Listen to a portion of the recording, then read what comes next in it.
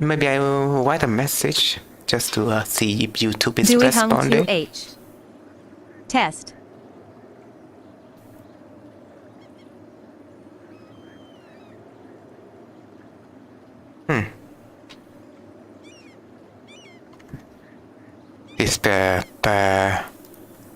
What is the word? Peculiar. Very peculiar.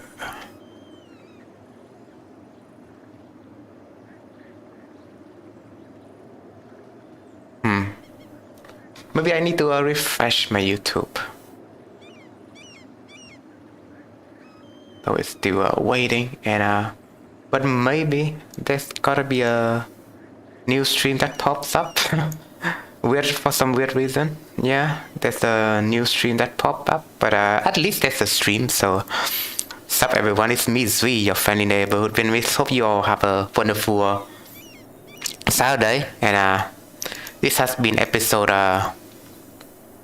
16 of this playthrough of Europa Universalis 4, and maybe we'll topple the main soon enough. And in the last stream, I remember we did declare the war on Ming, right? We're still finishing that war up, and essentially we discuss about New Year's topic and stuff like that. And speaking of New Year's, I have to say Merry Christmas to all the Orthodox viewers, if there's any. But yeah, we're back with another Europa Universalis 4. Always gonna butcher the game's name. But yeah, today I guess the plan is gonna be finishing the war of conquest between against the Ming, and I think the game has been going on like fine enough, right? We have to figure out like somewhere in what period I should end the entire series, Probably after we're going over in America, we shall establish new colonies and name them accordingly.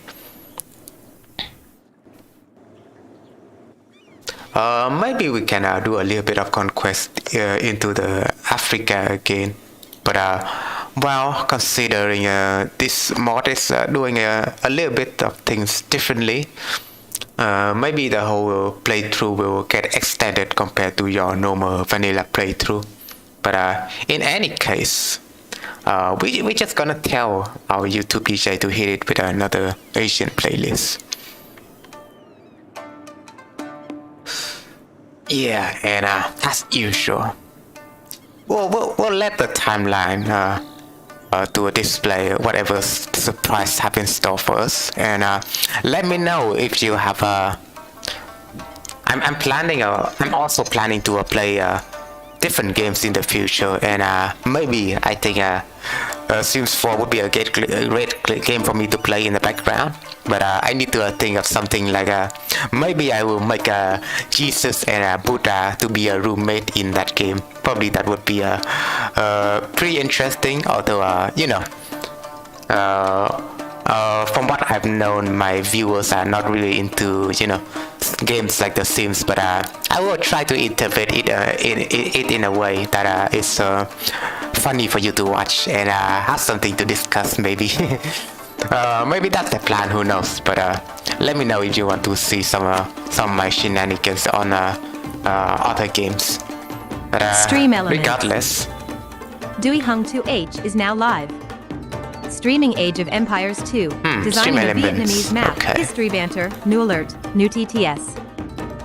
what is there another different stream that I've just started? Let me check. Oh, this second stream I should delete. There's another second stream that I should delete. If you can check over here, I kinda did oh, that should stop the music, but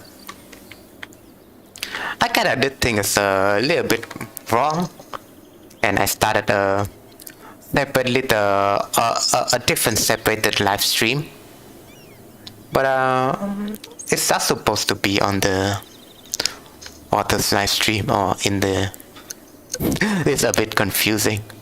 Sorry about that.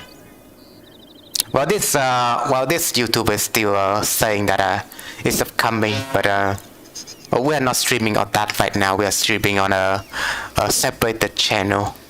I mean, separated video, so to say, right? Separated live stream. So I will need to probably delete this one. Although I need to modify this again if that's the case, right? Probably delete this one, and we'll delete this one as well. So two different live streams that we have to delete. So that only leave us with this live stream. So yeah, let's continue on with the game. Hope you all have a wonderful day, and maybe defeating the Ming wouldn't be that hard, so maybe we can do some reaction content. I think doing reaction content, I kind of enjoy doing some reaction content like in the past, and I will try my best to provide you with my perspective on the video. But regardless, if you cannot recall, last stream we did a design stream. Like I did a design stream where I was in the process of making my mod and stuff like that for Age of Empires 2, but it turns out to be a bit boring, and probably I could have spiced it up with some reaction content during the live stream, but well, I guess right now we can do some reaction content when we are waiting for new viewers to arrive. So maybe I will try. Maybe I will react to What If Authis again on.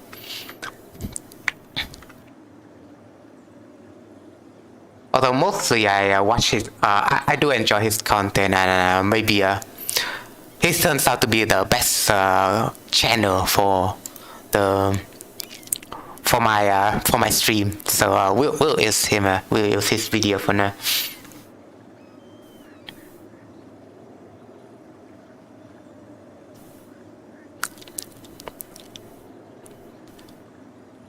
I don't know if I should react to his content about Indian civilization. Maybe I do want to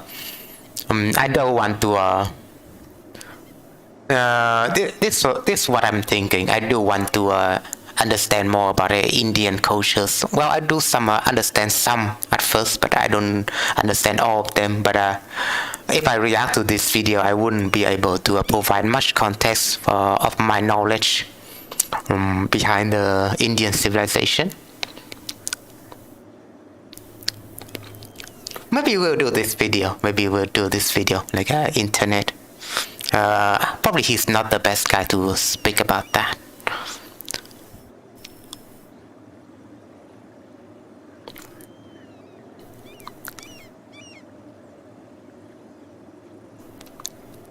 Probably I will react to it anyway, but this is part 1, so probably we will follow it up with a second part sometimes in the future. India is the most enigmatic of nations.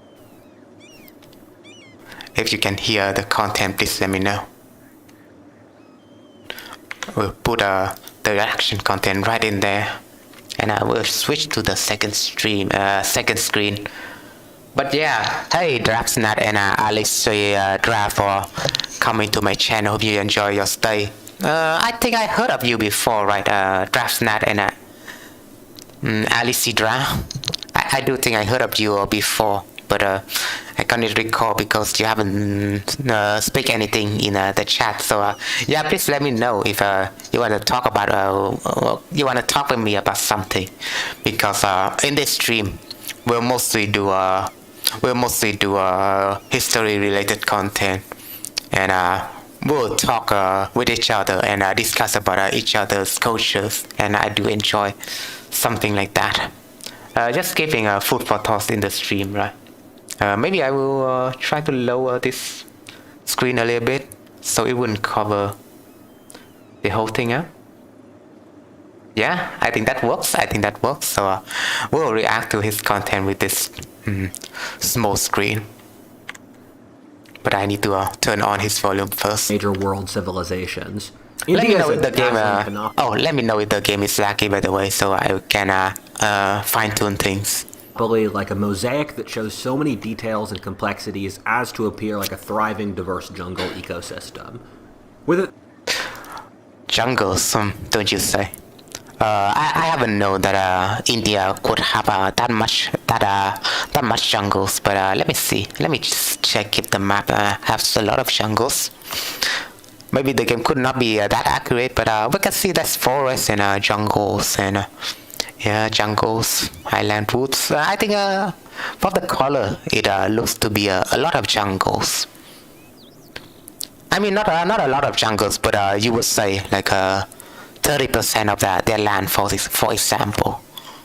it's thousands of... Probably I need to drink some water.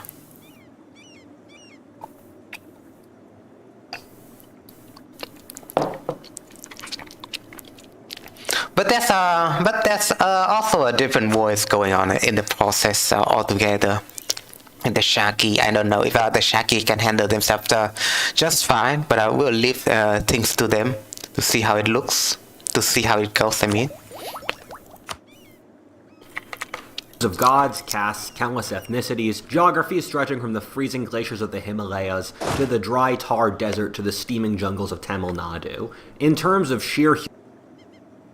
I mean, they do have a lot of cultures, right? I noticed that India have a lot of cultures, and I mean, in terms of religions, there would be many, but mainly it would be Hinduism versus Shia Islam, I think.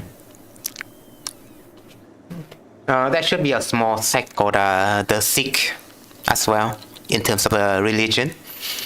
But we'll see. Human life. India is clearly the densest and most culturally rich place on the planet. Stretching back 4,000 years at least, India also has one of the richest histories of anywhere in the world. This is my humble attempt to understand Indian civilization. How did it start? What are its defining features, strengths, and weaknesses? And yeah, you can see that a lot of the Southeast Asian region, mainly the Indonesia and the Malaya, got influenced a lot by India, and probably they spread mostly Hindu and Sunni cultures. We can see here there's Sunni in this province, and in terms of religion map mode, well, we can see there's Sunni around here. There's some Mahayana as well. I mean, that's some kind of Buddhism. There's a lot of Hindu in the Borneo from what it seems, which is interesting. Well, we can say this timeline could be a little bit different, but regardless, mostly it's like that, you know. We can see that it's somehow pretty accurate. Where is it now and where is it going? Those are the questions of this video. Now, let's get started. I do enjoy his content, so I think it's like a perfect format for the stream. Before we start this video, I want to be really frank with my limitations. Of the 4 major civilizations of Eurasia... You know that a long history, there were a long history where when Vietnam was belonged to China, right?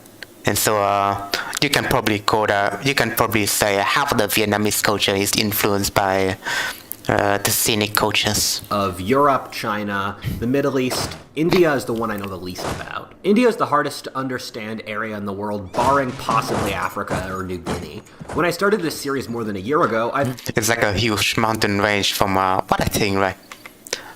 From what I've seen in geography, there's like a mountain range. Well, I don't know if I can see it with this map mode, but there should be mountain ranges stretching from Burmese, right?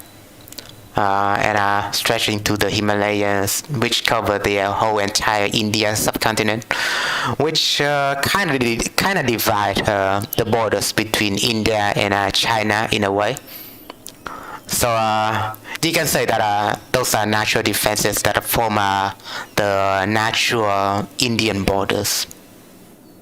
I thought to myself, God, India is going to be the hard one to write. As this video continues, the reason for this will gradually become clearer and clearer to you all. This doesn't mean I'm uneducated in this topic, however. I've still read thousands upon thousands of pages about India. It just means I know how little I know. In most societies, I can generally understand why things happen.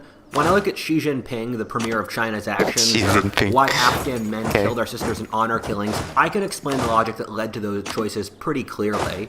In other words, in the Muslim or Chinese worlds, I can get inside the heads of people to a better degree than in India or Africa, where I can see what happens, but I struggle more with the why. I've also never been to India. I planned a trip last summer, but I had to cancel it due to various family drama. That means I'm missing a personal connection to this society, in that I've traveled to most of the other civilizations I've talked to before about on this series. I generally think that a culture is best truly grasped by seeing it in person, and so for Indians in the audience, I'd like you to... Let me check another random event just got popped up, so put some more dissent, right? We'll do something about it. Since the whole civil war is still going on. Maybe I will need to pull my navy to defeat the Bagmanis in Atlas. It's not like I care that much. I mean, alas. Alas, indeed.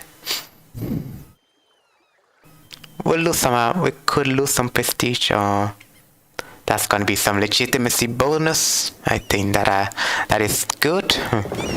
We'll transport some troops around, I think.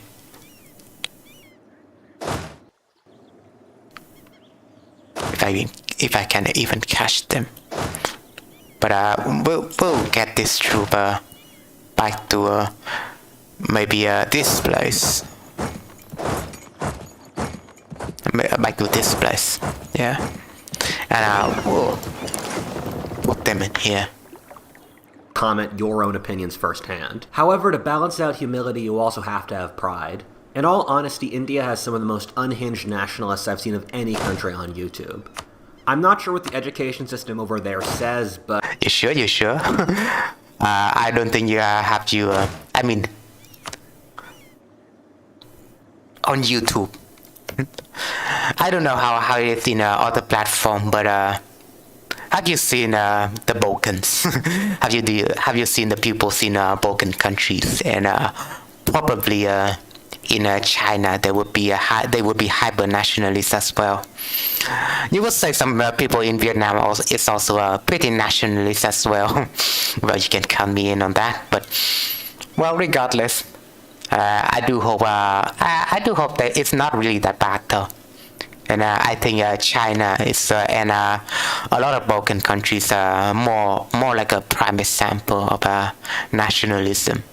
But I've seen them say a lot of things that are just straight up factually wrong, and I'm sure they're going to brigade this video. I will say that even though I know I can't understand India perfectly, that my opinions are based in fact and study. As in all my videos, I aim for the truth and honesty, both of which are blades that cut everyone. With that out of the way, let's... Sure.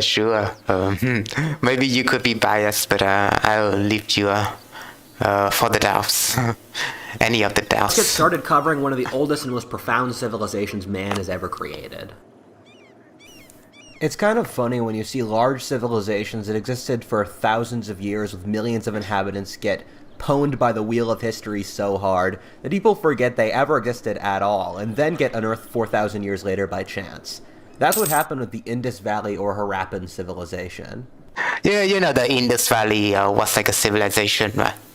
And existed during the thousands of BCs ago. But yeah, from what I've read in one manga, they kind of tell me that the Indus civilization kind of stopped existing after one river, the bank kind of dried up. It was called the Indus River. The Indus River were drying up, and it destroyed the whole Indian civilization, and they have to migrate to the east, you know. That's the whole background story about the Indus civilization and how it ceased to exist. The Harappan civilization lived from around 3300 BC to 1300 BC, or about as long as between Christ and the present. Alright, so I guess that's the end of the Civil War. We'll get a 3 stability. although my stability is 2, so maybe we can spend 1 stability. What do you think? What would be the option to spend my? We'll change our native policy to native assimilation. So yeah, we'll spend 1 stability that way, but victory is ours indeed. Maybe I can lose 10 prestige now, but 50% local autonomy is a bit big. I don't know if the rebels still gonna spawn up, but that's the end of the Civil War, so let's check. I guess Civil War doesn't even exist anymore, so it will cease to be like a disaster in the future, so I guess that's good. I guess we made some progress here. But that's the end of the Civil War. Modern Pakistan and stretching... Oh, let me refresh my YouTube. Maybe I will need to do it like this.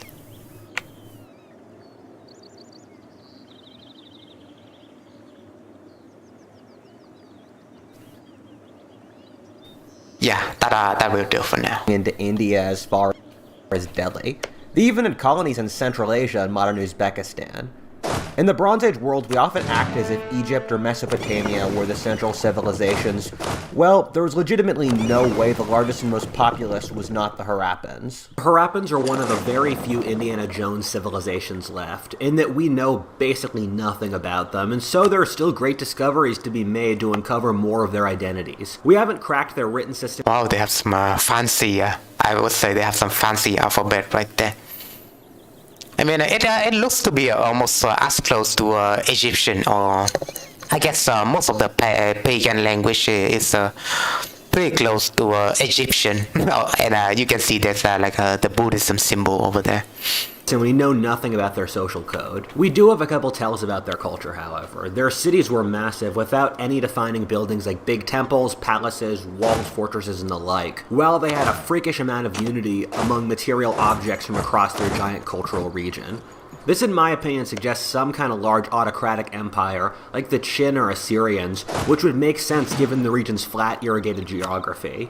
Their art portrays their upper class being people who look relatively Middle Eastern, while the lower classes look more Dravidian and South Indian. They likely also spoke a Dravidian language like those currently spoken in southern India. However, the Harappans fell for reasons we don't fully understand. It almost certainly took hundreds of years and had many causes between change in the climate, social decay, and finally barbarian invasions. What do you mean? Let me check. Any relatively middle flat bureaucratic empire, like the Qin or Assyrians, which the Assyrian should be Mesopotamia, but yeah, we'll see. which would make sense given the region's flat, irrigated geography. Their art portrays their upper class being people who look relatively Middle Eastern, while the lower classes look more Dravidian and South Indian. They likely also spoke a Dravidian language like those currently spoken in southern India. However, the Harappans fell for reasons we don't fully understand. It almost certainly took hundreds of years and had many causes between change in the climate, social decay, and finally barbarian invasions. However, I think the idea that the next group in our cast of characters just happened to enter the region at the exact same time as the Harappans fell by coincidence seems moronic. These being the Indo-Aryans, they were tribes from Ukraine who had smashed across Eurasia. Yeah, the Indo-Aryan, so to say, right? Are they from Ukraine? From what I remember, they should be the Caucasian, right? So that's the modern equivalent of a Caucasian. But I mean, the Caucasian could spread to the Ukraine, I guess, to Ukraine. The Caucasian kind of spread it to Ukraine and stuff like that. So possibly those were the homeland. In the classical era, I would say they should be the Scythian, right? So they spread it and they spread it. I wouldn't say. I mean, I still think the way they call Indo-Aryan is such a myth. And hey, Aloe Vera, thanks for coming to my channel. Hope you enjoy your stay. And I think it's more like a myth, and probably culture could develop on its own, and their genes would get separated and stuff like that. But I mean, do tell me the difference between one Celtic man, for example, and one Indian man. Do you see any similarity? I wouldn't say so, right? But historically, the Turks kind of spread it around pretty well. But I would say like probably their gene would get mixed up at some point, and they cease to be similar, so to say. But I cannot. But I mean, it was so long away, right? Like how you say the. I mean, according to science, right? We started to become like the Homo sapien. If you cannot recall like out here, if you cannot recall old human history, the Homo sapien started spreading around from Ethiopia or Sudan, or places like that. Maybe in the Congo, but I would say Ethiopia right now. So they spread it from Ethiopia, and from there they kind of made another tribal people called the Neanderthals from the Central Europe. So that gene would get mixed up at that point, but mostly the Homo sapien managed to win, and so probably the history would begin right there as for the Homo sapien were like the dominant one. But we still have like us humans still have like 5% Neanderthal genes. But I rest my case because cultures tend to reseen into a different kind of stuff. Probably for thousands of years you wouldn't even notice it at that point. But I would say I feel probably many others than me kind of feel bewildered that the whole Nazi idea, the whole the nationalist or socialist argument is behind the whole Aryan superior race and stuff like that, the Indo-Aryan stuff like that. I think they kind of stretch themselves with that one. I mean, we evolved as like a human, right? But we cannot just ignore what kind of atrocity that the Nazis did to our world. And Alien Gathering is a bot, so I will ignore him for now. Yeah, he's probably a bot. I cannot tell. If you are a real human, say hi to me. So with chariots starting around 2500 BC, they reached from Ireland to China and from Iran to Siberia, spreading their language, culture, and genes. They reached India around 1600 BC and crossed the Hindu Kush, crushing the Harappans. The Indo-Aryans had a manly warrior culture, which the historian John Key once aptly compared to that of the Scottish Highlands. I would say mostly cultures kinda. I think I will agree on him for the most part, but cultures. I think he kind of conflicted himself more than others. I think this guy sometimes can even conflict himself more than others, but cultures most likely defined by geography. From what I've seen, and probably by his word as well, cultures are more defined by geography because most Asian cultures are more involved with rice farming and stuff like that, and rice farming is only existed around these temperatures or temperate. So rice farming do requires a lot of manpower, and the reason why Asian cultures are so hegemonic, I mean, what's the word? Can I spell it? Hegemonic, yeah, that's the word. Why the Asian cultures are so hegemonic. Yeah, it's the reason because rice farming exists. That's the reason. And so cultures is mostly affected by their geography.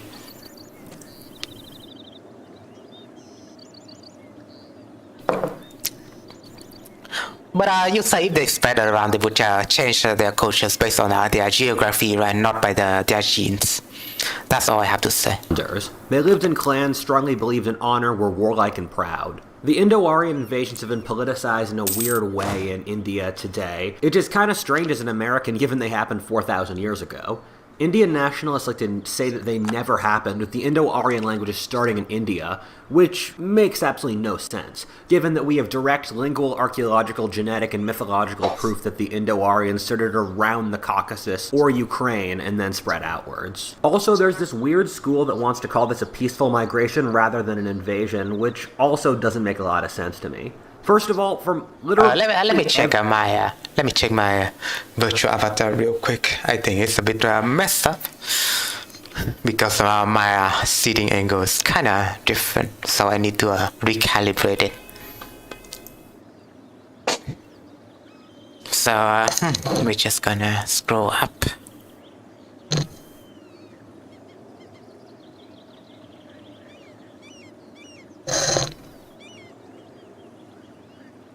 Yeah, I would say that's good.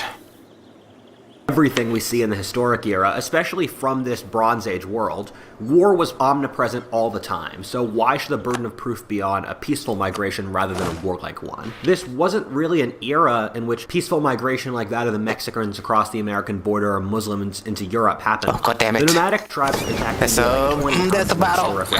There's a naval battle. I kind of missed that one. But we need to assist our transporting troop.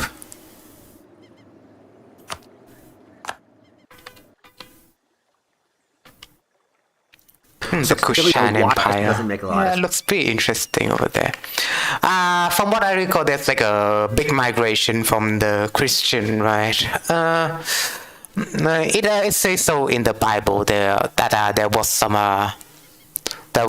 migration led by Moses, but I haven't read the Bible, so probably some of you can clarify a little bit with me about the Bibles.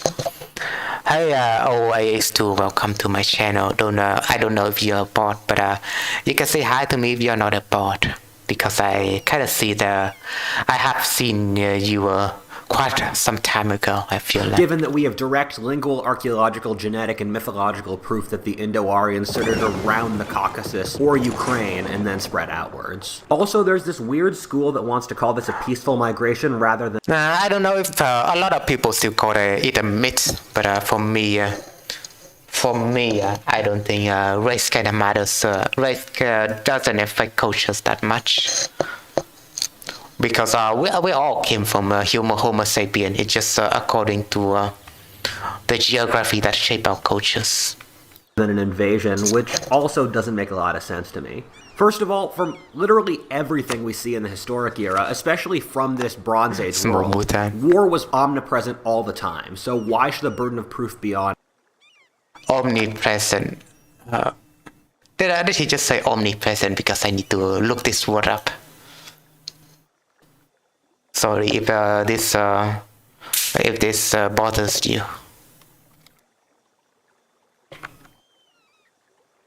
So it's like a widely encountered or common. That's omnipresent. Okay. Call this a peaceful migration rather than an invasion, which also doesn't make a lot of sense to me. First of all, from literally everything we see in the historic era, especially from this Bronze Age world, war was omnipresent all the time, so why should the burden of proof be on a peaceful migration rather than a warlike one? This wasn't really an era in which peaceful migration like that of the Mexicans across the American border or Muslims into Europe happened much. I mean, yeah, there's some kind of difference between peaceful migration, right, and warlike migration. The nomadic tribes have attacked India like 20 times in the historic record, so why is this time any different? Secondly, the Harappan civilization rapidly vanished with its cities torched right... And, Armenian genocide exists.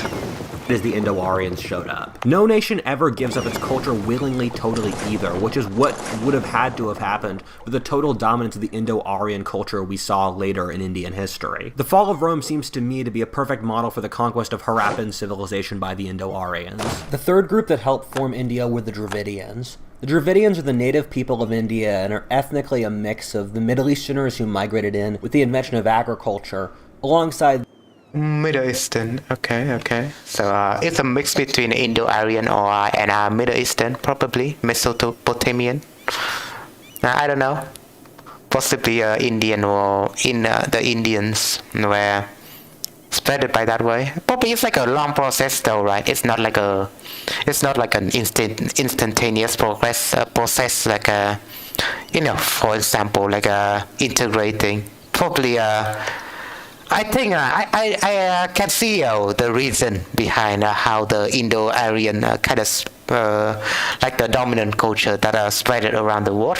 Because, well, if you look at Ukraine, there's a lot of farmlands, and so probably they did build a lot of settlements and a lot of farmland around the Ukrainian area. And there's a lot of steppes around as well. So and the climates there, the climates over in Ukraine is a bit cold. So probably it's like a really good place for them to stay. But they will still need to migrate their farms to other places to spread around and stuff like that. So probably that's the reason why the Indo-Aryan originally located in Ukraine and the Caucasus spread it around so much.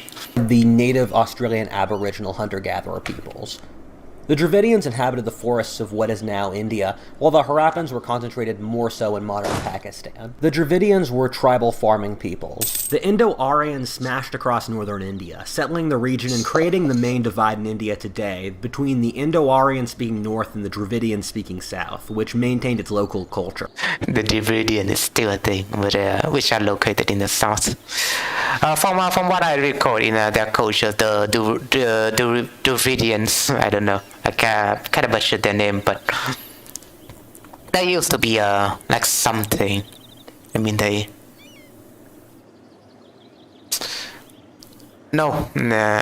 correct word is like how they managed to form like a matriarchal society.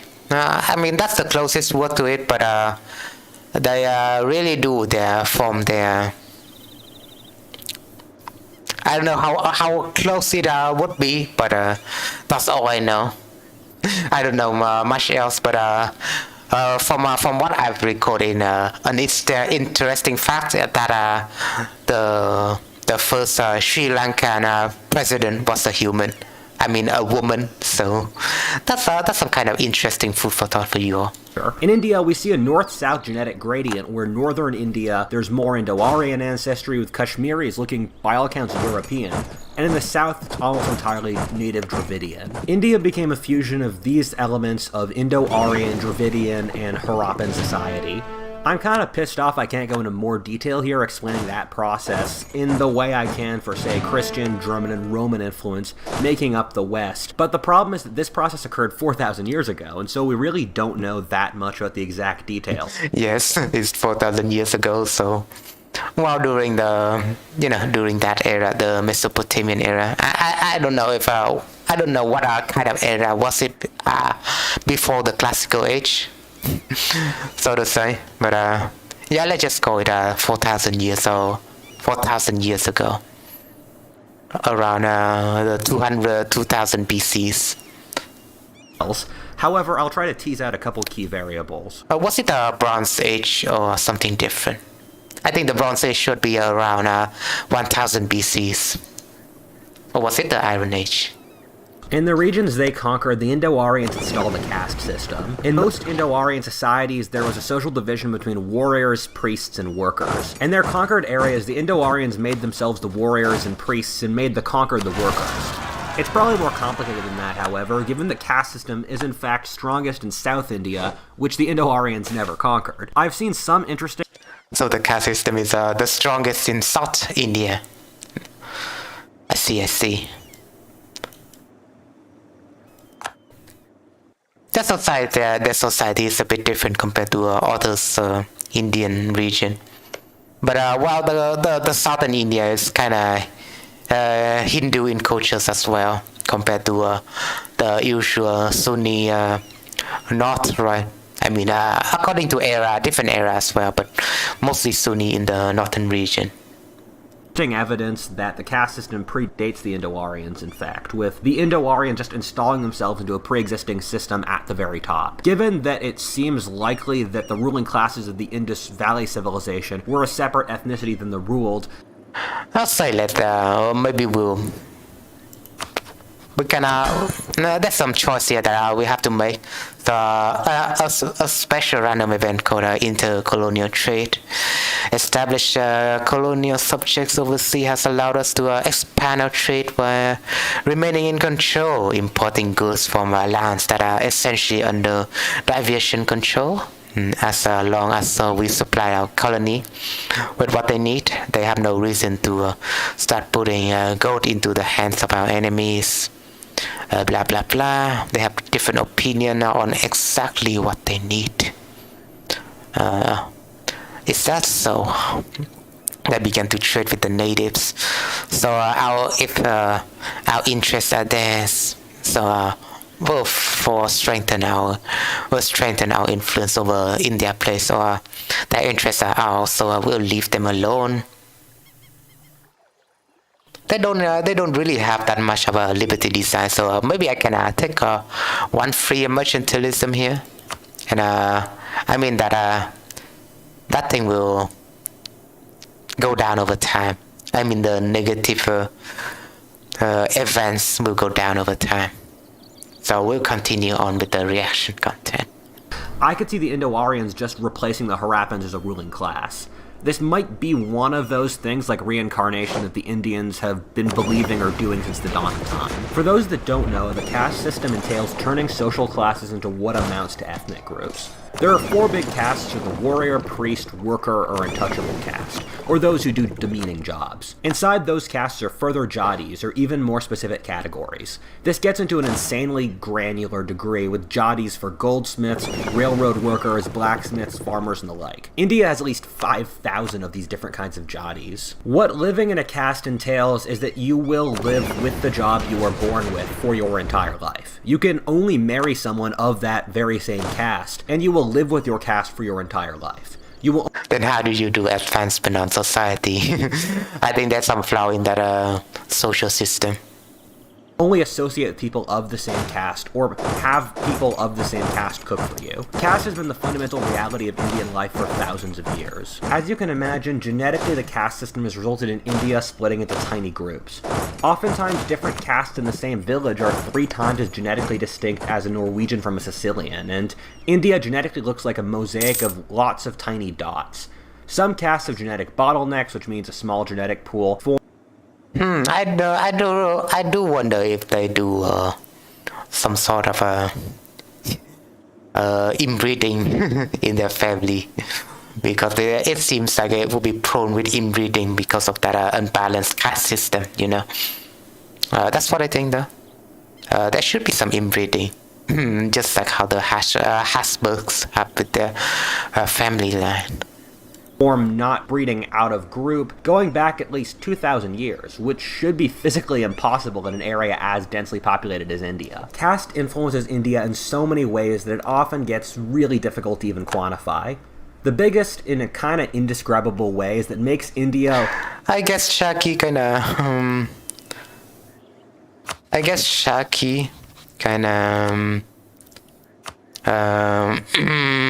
lost. So probably they will pay a little bit of money and see some province.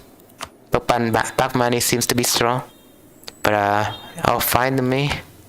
I don't think they should be I don't think they would be matter that much. We'll pull our navies just to we can take a little bit of challenge, That's what I think. But I need to micro this in a bit.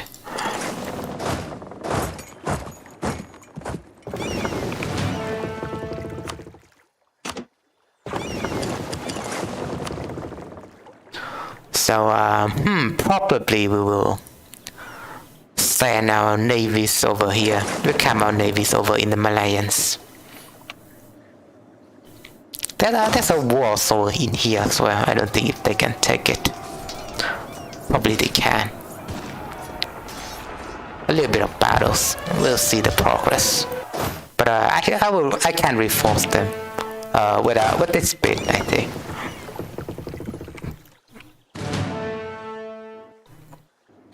So maybe we want to destroy this guy first, or we need to go over here first. Maybe they can handle themselves. But let's watch the progress. It doesn't seem that they are winning, so we'll maybe change our course a bit. Fertility doesn't really matter that much right now, but still. I don't think my fleet is fast enough to catch them there. I guess they lost. But whatever, we'll direct ourselves back to here.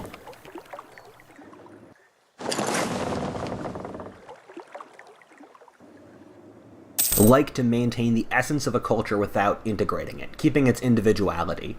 For some explanation, in the rest of the world you have big events roll through, compressing and flattening massive amounts of differences and creating cultural homogeneity. Examples of this include the Muslim Caliphate in the Middle East, the Roman Empire in Europe, and the Han Chinese Empire. In the cultural sphere, also how Christianity ate the previous pagan religions. In India, just imagine none of that ever happening. Imagine if all the tribes that were in England at the time of the Romans, like... Yeah, you cannot say that the old Indian civilization were paganish in a way. I mean, they still are pretty pagan for according to our definition of paganism, right? I don't think they are pagan, but they would be Indic or something like that. But maybe that's a mismatch between cultures and religions. Like the Brigantes, Iceni, Sentati, and then the attacking Germanic peoples like the Angles, Jutes, Danes, etc., all being castes that cannot breed with each other, keeping their distinct ethnic identities in the 21st century. And in England you have different clans that which war with each other. That's what I think, right? Thousands of years later. As an example of something like this actually occurring, look at India's indigenous peoples. These are groups the Indian government has marked off as indigenous peoples, like the Native Americans in the US, and have their own reservations. A lot of these groups are urban and do maintain their societies, even in cities. The Western equivalent would be if there was a native Iroquois community in the suburbs of New York that worked as construction workers. Then imagine that white people colonized America 4,000 years ago, and those Iroquois were still viewed as natives. There are still Stone Age hunter-gatherers. Well, what did he say? Marked off as indigenous peoples like the Native Americans in the US and have their own reservations. A lot of these groups, Native Americans in the US, are urban and do maintain their societies even in cities. The Western equivalent would be if there was a native Iroquois community in the suburbs of New York that worked as construction workers. Then imagine that white people colonized America 4,000 years ago, and those Iroquois impossible, but whatever, were still viewed as natives.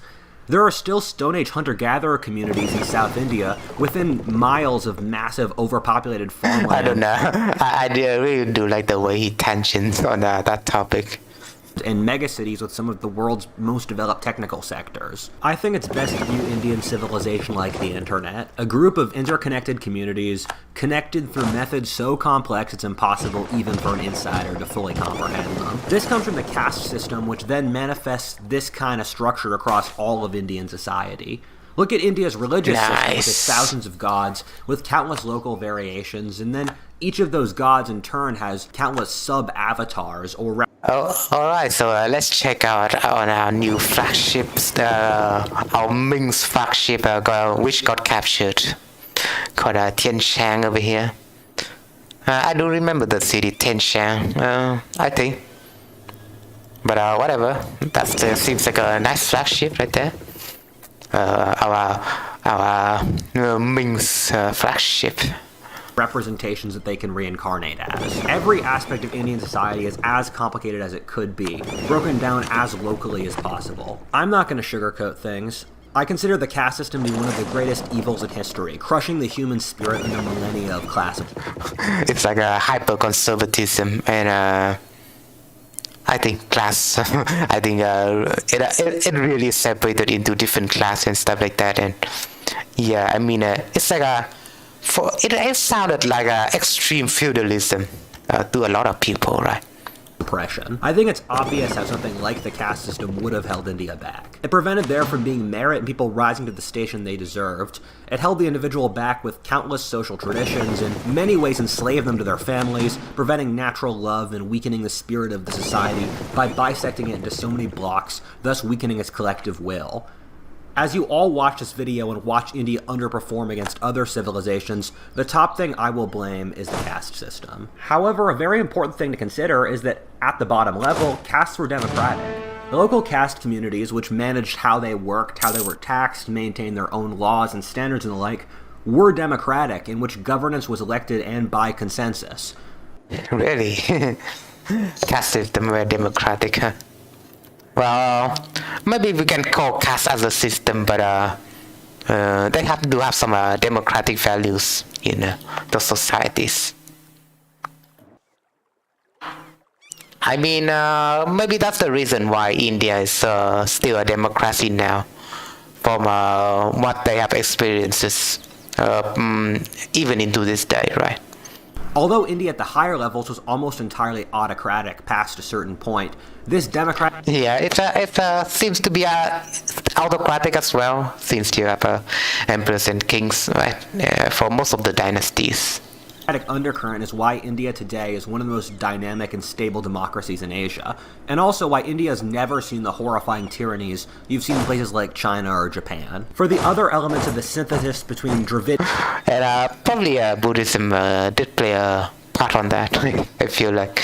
And because Buddhism kind of affected Hinduism to some certain degrees, right? Indian, Harappan, and Indo-Aryan elements that made India, I'd like to compare India with a land both very similar and dissimilar, Europe. When the Indo-Aryans started on the Eurasian steppe, one branch went east into India and the other went west into Europe.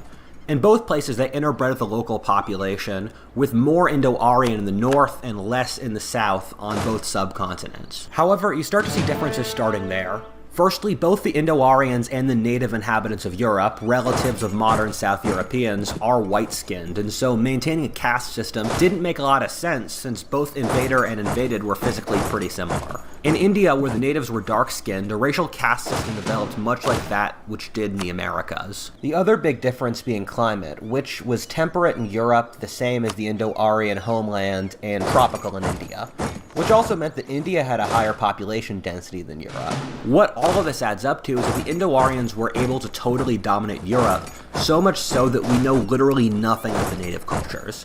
There really aren't pre-Indo-European words in European languages, no pre-Indo-European place names, no myths from their culture, and you could go on.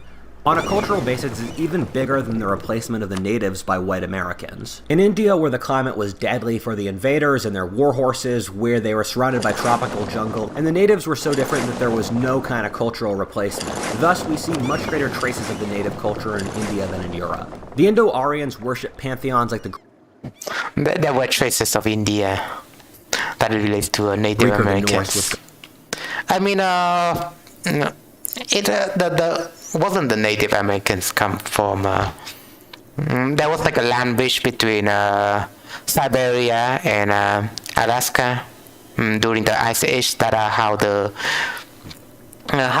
how the Native Americans came to be. But also I digress, maybe they could have came to America by boat, but that is a lot of that seems to be a bit far-fetched, I would say. That's what I think. Gods like Zeus, Thor, or Poseidon. Let me check on his comment a little bit. That we know literally nothing of the native cultures. There really aren't pre-Indo-European words in European languages, no pre-Indo-European place names, no myths from their culture, and you could go on. On a cultural basis, it's even bigger than the replacement of the natives by white Americans. In India, where The climate was deadly for the invaders and their war horses, where they were surrounded by tropical jungle, and the natives were so different that there was no kind of cultural replacement. Thus, we see much greater traces of the native culture in India than in Europe. Oh, he meant the native cultures, my bad. He meant the native cultures. Well, you could say that India is pretty hard to invade, right? That's why they managed to consolidate into a regional power now. I mean, they could be considered a superpower now, but from what you have seen, right, the terrain, you have the Himalayas, and what is that mountain range, by the way? If we can even see the name in the game, what is this mountain range?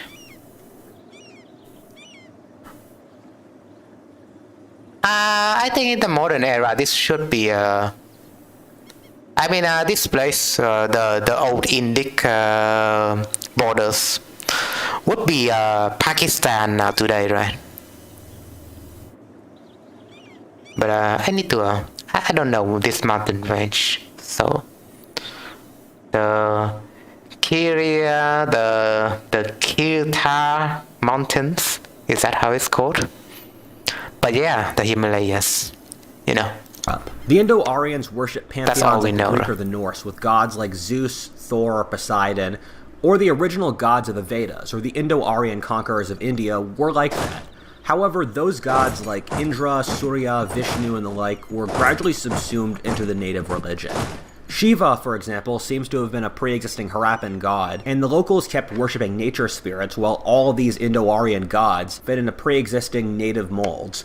The idea of reincarnation seems to be local to India, for example. An important example of this that took centuries is that India went from a warrior-dominated society to a priest-dominated one. When the Indo-Aryans arrived, the highest caste were the Kshatriya warriors, as befit a warrior people. However, it depends on the dynasty, I feel like, because maybe during the... Well, cultures kind of shift from time to time, right? During the Mughals, probably mostly dominated by warriors, but the Mughals was coming from the modern day, what you call Afghanistan, maybe. That they came from Afghanistan, I don't know. But probably from Afghanistan or Pakistan. So they're mostly warriors cultures, changed with dynasties. Over time, they were displaced by the Brahmin priest class. This makes sense when you put India in the context of the time. Peoples of farmer ancestry were theocracies in the Bronze Age, as evidenced with the Egyptians, Mesopotamians, and early Chinese. Thus, as the Indo-Aryans assimilated into their new land, the priests would gradually gain predominance as they did. For some comparison of how much caste and the priests ended up ruling India, there are stories of the Portuguese reaching southern India in the early 16th century to find Yeah, they reached there. a low caste. If you don't know Goa over here, there's this place called Goa, which is still autonomous during these days. It used to be think of it like Hong Kong, but it was belonging to the Portuguese, but maybe it got integrated into India a long time ago. You know, the Portuguese will leave at some point, right? But Goa has some kind of autonomous status, so to say. Caste king having to treat the Brahmin priests with more respect than even he himself, not making eye contact with them and not eating at the same table, since the religious authority transcended the political. This happened in a very strange manner in which the priests got the kings to believe that religion was more important for a kingdom than actually ruling. In the early Indian texts, we see that the top thing a king could do, more so than winning wars, gaining great wealth, or managing the society well, was to have an amazing horse sacrifice, which was incredibly expensive and took years to set up. The priests had made the religion so complicated, with a lengthy series of expensive rituals. The saying went before Buddha that the priests acted as if the gods served them and not vice versa. We're going to go into more of the details of how India developed into a full-out theocracy later on, but to get there leads through India's crystallization into an urban society, one that resulted in the greatest flowering of spiritual achievement humanity has ever known. I find it funny we're already 20 minutes into this video, but we haven't even gotten to 500 BC. But that's the nature of a civilization as old and complicated as India. However, these Yeah, it's very old. Yeah. tribes living in northern India started to develop a more and more advanced society over the first millennium BC, moving from a tribal rural culture to one of large kingdoms, trade routes, and complicated social structures. Around 500 BC, India hit something called the Axial Age, which was a period in history when Lao Tzu, the founder of Taoism, Wait, what was the period again? Let me check. large kingdoms, So trade routes, 600 and complicated BC. I mean, just before the classical age. social structures. Around 500 BC, India hit something called the Axial Age, which was a period in 500 BC. The axial age. Okay. history when Lao Tzu, the founder of Taoism, Confucius, Buddha, Socrates, and possibly Zoroaster lived at the same time. This was since as societies became larger, they had to develop new values so that people could cooperate in a larger scale. In India, this manifested in a brilliant era of religious creativity. India by this point already had developed a religious tradition centuries old. There were ancient texts called the Vedas, which were the oral traditions of the early Indo-Aryan tribes that are the starting point for Indian religion. Afterwards, the Mahabharata was composed around 1000 BC. For some comparison, the Mahabharata is pretty similar to the Iliad, with which it shares a fairly similar plot and was written around the same time, about two warring tribes fighting each other and all the heroism that's involved with. However, to make this more complicated, the later Indians layered all sorts of moralizing on top of this, like the Bible, by using the story as a vehicle for religious moralizing and storytelling. It's kind of like Tolstoy's War and Peace, of which it is similarly insanely long, like 1,000 or so pages, where the story is a vehicle for lengthy philosophic rants. The Mahabharata is the closest thing India has to a Bible. The Brahmins took these various religious texts and constructed a religious worldview they have their own equivalent of the Bible, but I don't know about that. As the world changed, people looked for new religious truths. This resulted in a period of questioning traditional norms and philosophic creativity. India had every school of philosophy you could possibly imagine in this era, whether materialists who didn't believe in the soul, nihilists, monotheists, rationalists like Socrates, and everything else you could imagine. India in this era was in a time of profound political flux, in which the smaller kingdoms of earlier times were subsumed into larger empires, the most successful of which became Magadha in the east. Over time, the center Yeah, I mean the industry would right after that, right? I mean before that, and probably there would be different tribes that started. If I recall, that manga that went into like how surrounding the Indus, there was like a lot of different Indian tribes. So probably it got separated even before that. So probably at some point it would get united by a large empire. The center of India had moved from the wheat-growing modern Pakistan to the rice-growing Gangetic plain of northern India. There are some interesting comparisons of India to Europe in this era, in which India actually had republics like Athens or Rome, located in the Himalayan foothills and in the east. India did have a republic, right? Due to sharing the common Indo-European root culture. Unlike Europe, where said republics came to take over the whole region, due to India's flat geography, they were conquered by large autocratic empires. Yeah, but I mean, the terrain in Europe, there's a lot of mountains that are separated, right? That's why a lot of the republics kind of retain in Germany and modern day Germany and Italia, because there was like the Andes. I mean the. What was the mountain? It was like the yeah, I cannot recall the mountain's name, sorry, but yeah, the mountain range kind of separated the the Germanic region and the Italian region. Kind of make me feel surprised that the Roman managed to unite such a large array of land. Apart from European geography, but I digress. Well, in India, it's most likely a flat terrain, right? Probably the only terrain limiting factor would be mountains and I mean not mountains, but jungles and rivers. Probably that's the only limiting factor, but for jungle it's not really that much of a limiting factor compared to mountains, which are intraversable. a lot of degrees. Empires. In Europe, where the Indo-Aryan nobility was turned towards politics since the city-state allowed so many positions for leadership, in India, the dispossessed nobilities turned towards asceticism, religion, and mysticism. Many noblemen, without opportunity in a changing world, went into the jungles to meditate and gain wisdom.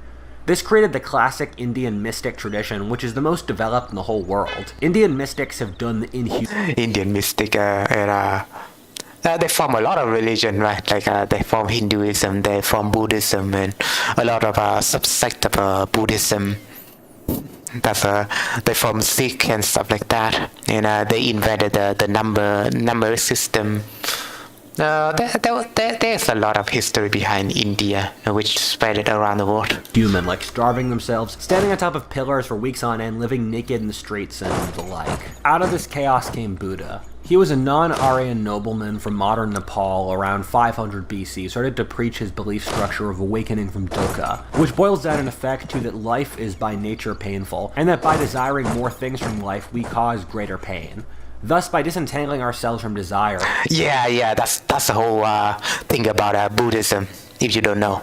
Because Buddhism is like a religion that tempts yourself from... if you are... I don't know how do you say in English, but in Vietnam the phrase should be đi tu. In English, I would say it roughly translates to finding your enlightenment. So you go to a mountainous place and you separate yourself from desire. Like you live in it's like you are living in a more primitive era, and you live in caves. A lot of Buddhists that live in caves or mountains and stuff like that, just prompt themselves from out of any desires, and that's how they improve themselves as a person. That's how they really believe. We can awaken from the cycle of suffering that is existence. Buddhism was a simple path of how an individual could remove themselves from a painful world. Buddhism was so successful for a couple of different reasons. Firstly, in a society in which the Brahmin priest class followed so many bizarre and self-serving superstitions and corruptions, it was an antidote of a much simpler and stronger belief structure. The new merchant and middle classes especially supported Buddhism for that reason. Secondly, in a society in which caste and the new large empires gave the individual very little power over their lives, the ability to disengage from the world must have seemed very liberating. However, as both the historians Amory during... Yeah, you can see that. I guess in India there's like a pocket of mountains and jungles, so probably I mean it doesn't there wasn't really like a mountain range that separated the region, but there are pockets of mountains or jungles here and there, so probably that's the place there that there would be the most Buddhists out there that enlightened themselves during those era. Accor and Spengler have said, Buddhism's very success it's like a retreat, the previous Brahmanical society. It's like how you play. Actually, it's like how the modern society, seek entertainment to video games or televisions. It's like some kind of escapism. Failed on a profound cultural level. Something that a lot of people don't know is that the 200 or so years after Buddha, from 500 to 300 BC, were an era of massive social change in India.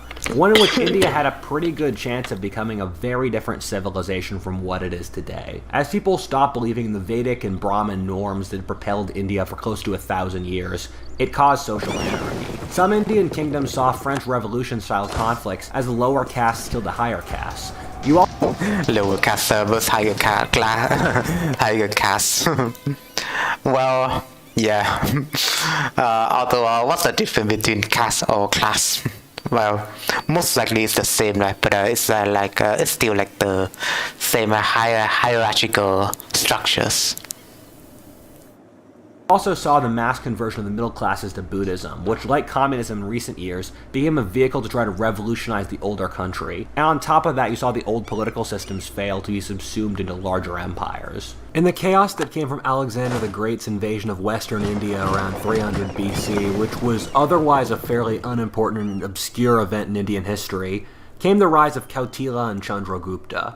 Kautila was a professor of statecraft at the prestigious University of Taxila in northern Pakistan, while Chandragupta was an enterprising son of a killed chieftain. The two became friends, teamed up, and went into the forest, raising an army of bandits, and then from there on went about conquering kingdoms until they literally made the largest empire in Indian history, the Mauryans. The Mauryans are kind of like India's Roman Empire or Han Dynasty. Indian Roman Empire, right?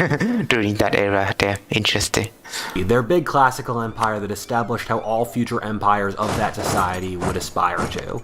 However, the big difference being that the Han ruled China for 400 years and the Romans ruled the Mediterranean for 700. Meanwhile, the Mauryans ruled India for scarcely 100. To explain why, let me use a concept the brilliant political scientist Francis Fukuyama used in his book The Origins of Political Order, that China is a strong state and a weak culture, and India is the opposite. In China is a strong state, but with weak cultures. Really? I don't know. Please clarify. China, the religion is weak and the state totally dominates the society, with the engine of the economy, art, politics, and the like originating in the state in China for the last 2,000 years. However, India is the opposite, in which the state is incredibly weak, but the culture and the religion's incredibly strong. India, the state is pretty weak, but religion is and culture. Yeah, I would say cultures. Indian cultures is strong even compared to a lot of different countries, right? But the state is weak, so yeah. I mean, during history, I mean, you see a lot of different Indians. States, right? It's not like it's not really it's like Europe, if you consider the whole Europe is like a country, but as Europe came to be, they are divided with different states, right, like different countries and stuff. But China has always been a whole, like during a lot of period. For example, you have the Han Chinese, which dominated large pockets of land, but not to this extent. But you also have the Ming, which dominated a lot more than this extent. But you also have the Qing, which is the largest extent of the entire Chinese history. But I digress. A lot of Chinese dynasties were consolidated, and they managed to form themselves a large state compared to India, which are most likely separated into a smaller different states. But in terms of religion and cultures, they are stronger, of course. And you can say the same with Europe as well. But I digress. In a society in which the caste system is so strong, thus pulling most people into incredibly local identities, as well as the dominance of the priest classes in religion, means that the state's ability to pull on people's loyalty is incredibly weak. Governments, whenever they would conquer an area, would follow the local customs created by the priests. This is aided by India's big political philosophy, created by Kautila, who we mentioned earlier, being totally cynical and realistic, meaning there's no idealistic political concepts that Indian political groups are able to pull on to mobilize and motivate people. For an example of this, let's just look at the Mauryans, which only kept a loose control over their various provinces. Unlike the Romans, who established a massive road system with an extremely connected political system, the Mauryans kept the previous ruling dynasties and political cultures. In fact, just taking tribute from their conquered peoples. Mauryan control was extremely light. As a further example, the Mauryans had no bureaucracy or structure to manage their empire. They literally had no records and put none of their administration in writing, instead doing everything purely by spoken word. Thus, is it any surprise that the second the Mauryans stopped having incredibly capable leaders, that their vassal states just stopped paying attention to Pataliputra? The unimportance of politics in India for most of its history is kinda shocking to modern people. For India before 1000 AD, or the Muslims with clearer records invading, borders are kinda unclear and we aren't really sure of what was going on in India politically. Most histories of India I read kind of skip on the actual dynasties. It's too big to rule, and I think it's too. I think India is too big to rule by a central government. But the religion and different cultural aspect kind of curb that even more. So it's like pretty diverse in terms of culture, like how Indonesia is also like that, and Papua New Guinea as well. Cultural and religious events that actually resulted in real changes in India, rather than just the political dynasties that came and went without actually influencing the broader course of history. Another factor to consider is India's geography, which is for the most part dead flat, which means that no empire can... Yeah, the geography is damn flat, and you have the mountain range, the Indo-Genetic plateau, and the mountain range around there. Really cement itself in a stable geographic position. At the same time, India is so large that no one state was able to dominate the whole subcontinent. This means that empires would rise, expand their borders more than they could healthily control, thus resulting in them overextending and then collapsing before another dynasty rises to do the exact same thing. The general pattern being a large disparate empire controlling or struggling to control northern India, while the isolated valleys of the south holding together a series of small states. The Mauryan dynasty marks the high point of Buddhism in India. The Mauryans were a new empire that stood in opposition to the old order and made Buddhism their official religion. However, as they collapsed, India had a... Also, the Mauryans back then, during the classical age, I mean... So the early classical age should be the Buddhist empire. Okay, I'm learning something. I'm learning something. I'm learning a lot of things. Conservative reaction that totally remade their civilization and created the direction that India would follow until the present. The anthropologist David Graeber talks about the axial age package of empire and monotheistic religion, both of which India was the only one of the main Eurasian civilizations to reject. India at this point took a truly massive change that would forever define their civilization as very different from the other main ones in Eurasia. In order to see what direction India would take, thus leading it towards the civilization it now is, watch the next video. What if Altist, and thanks for watching. If you enjoyed that video, please like, comment, subscribe, or stay... Maybe I will watch the second part. I did enjoy this video, so let's come with the second part. When I started making this video before, I knew it would take a long time because India is one of the more complicated and more in-depth civilizations that's difficult to explain to Westerners, but I didn't know how long it would take. And when the video was done, I'm just like, damn, this needs to be 2 videos.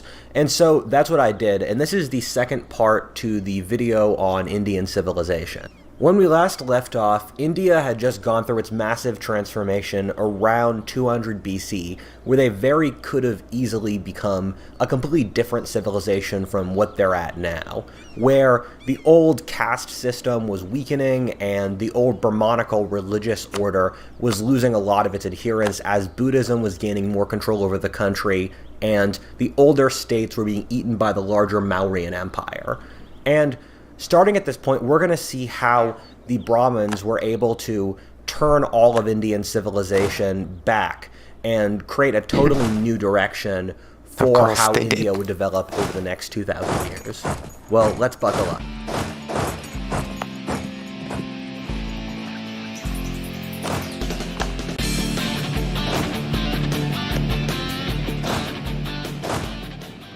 I spent a lot of time working on this video, trying to understand the many complex areas of Indian society. And between all the research, I like to just be able to relax sometimes and...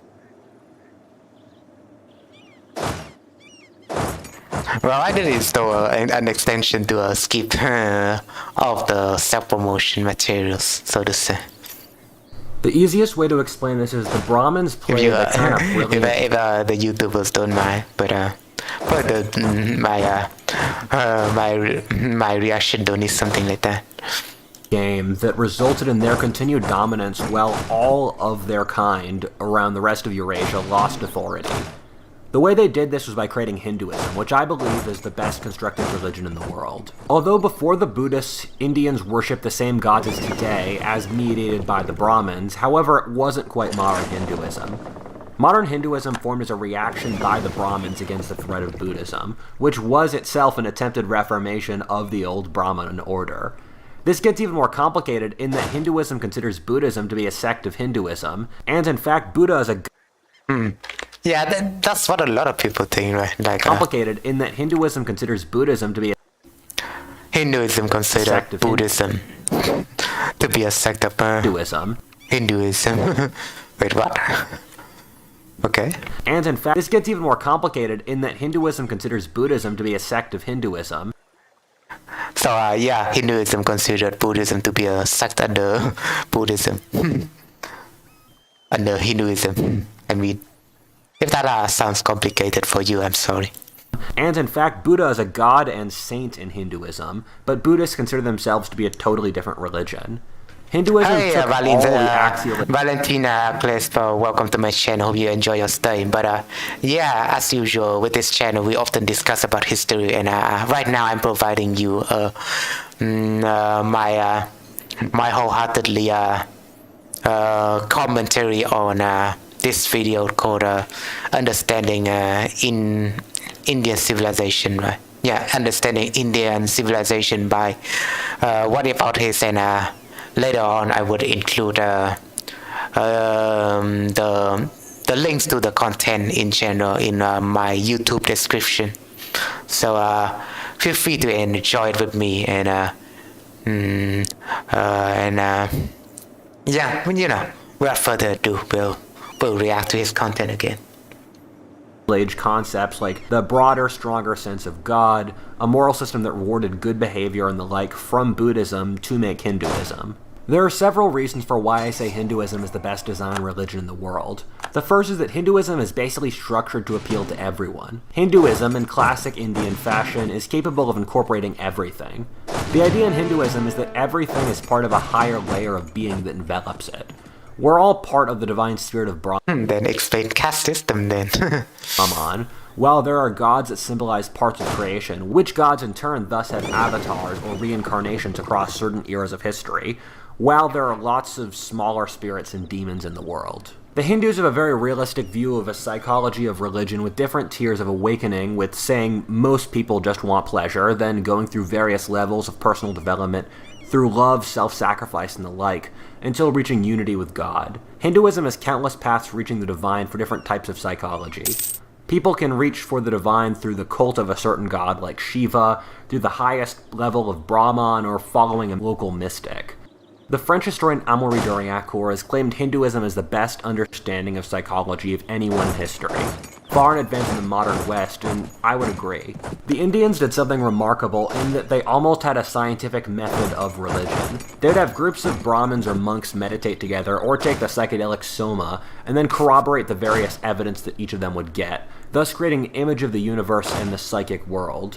The Indo-Aryan pressure towards creativity and creating a logical structure for the world that was applied to science in Europe was instead put into religion in India. From this centuries of development, the Hindus developed an extremely wise view of the universe. The Hindus seem to have invented the idea of the Trinity. They understand that chaos and creation are one and the same. They know that all ideas have a counter-idea, and that the creative... It's like how Confucianism. I think Confucianism kind of took some idea from Buddhism, but in a sense, Confucianism do have like some sort of you know, the yin and yang symbol, right?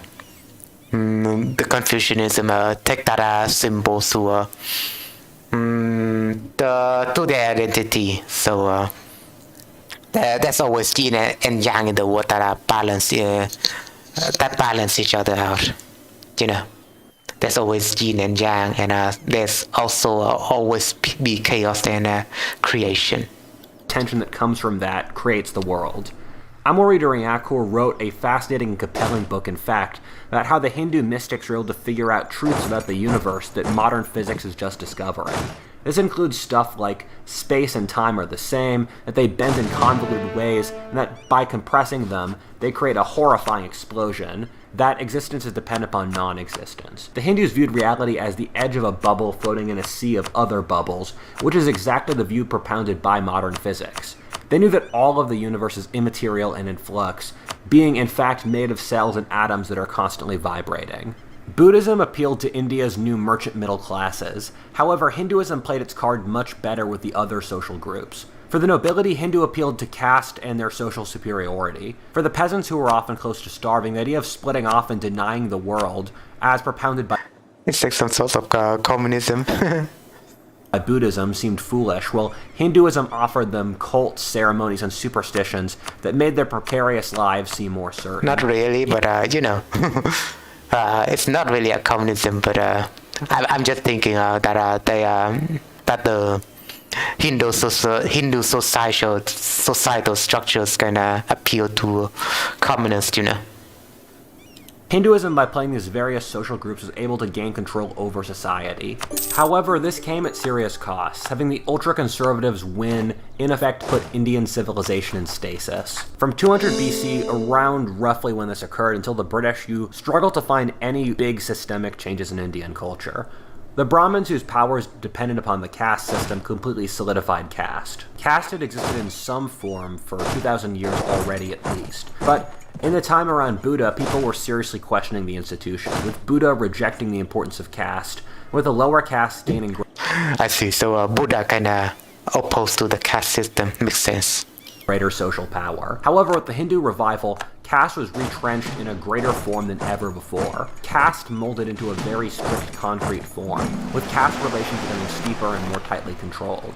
It reached a point where in southern India, an untouchable could not step within 25 feet of a Brahmin without polluting him or even making eye contact. The average Indian lost individuality, being forced to stare directly ahead, walking chained in lockstep by the institution of caste.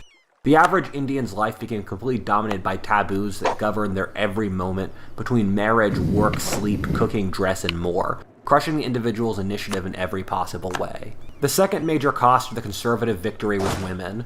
India became the worst place to be a woman of any major civilization, even more so than Islam. In India, women were married off at age 15 and immediately started having children, thus removing them as creative forces in society, or young men's dynamic desire to prove themselves to get laid and thus atrophying Indian society.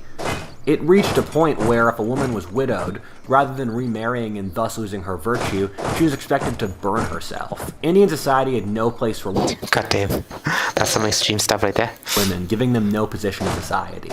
Purdah, or the custom of a woman not leaving her house for basically her whole life, became a norm across much of northern India. This became cruelest in lower and middle class families in which people lived in not great housing anyway, and which women might spend their whole lives behind a poorly ventilated curtain in a shack.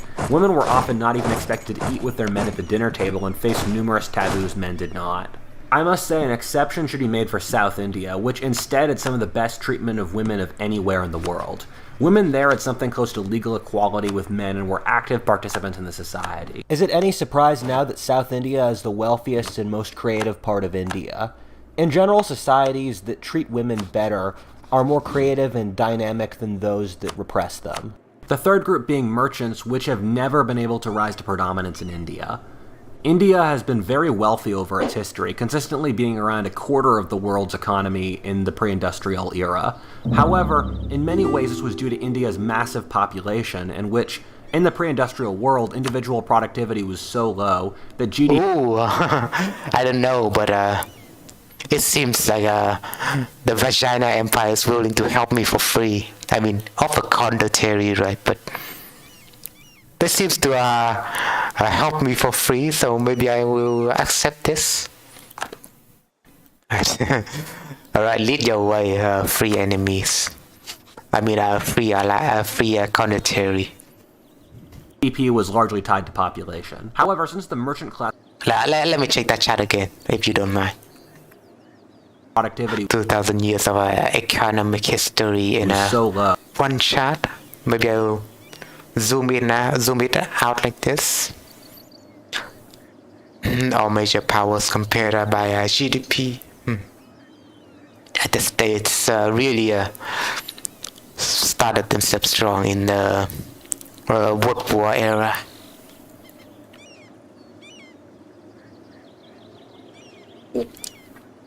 Russia has always been with Germany during that era. Yeah, during the World War era, they built themselves up to a point, and they resigned themselves.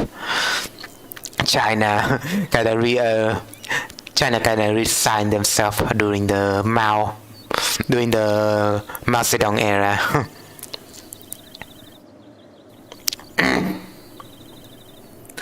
During the Mao Zedong era, and then they kind of started head to toe with the United States right now, so to say, right? Even though their population, this is the entire GDP we're talking about, but their entire population, I mean, in terms of GDP per capita, obviously the United States is gonna win. Probably Japan is bigger than United States in terms of GDP per capita. But for China, it's not really even like a competition.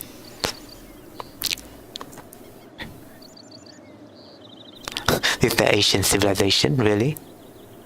I mean, counting the Asian civilization to today, right? Because you have Greece, Egypt, Turkey, and Iran right here, which are counted in the same group.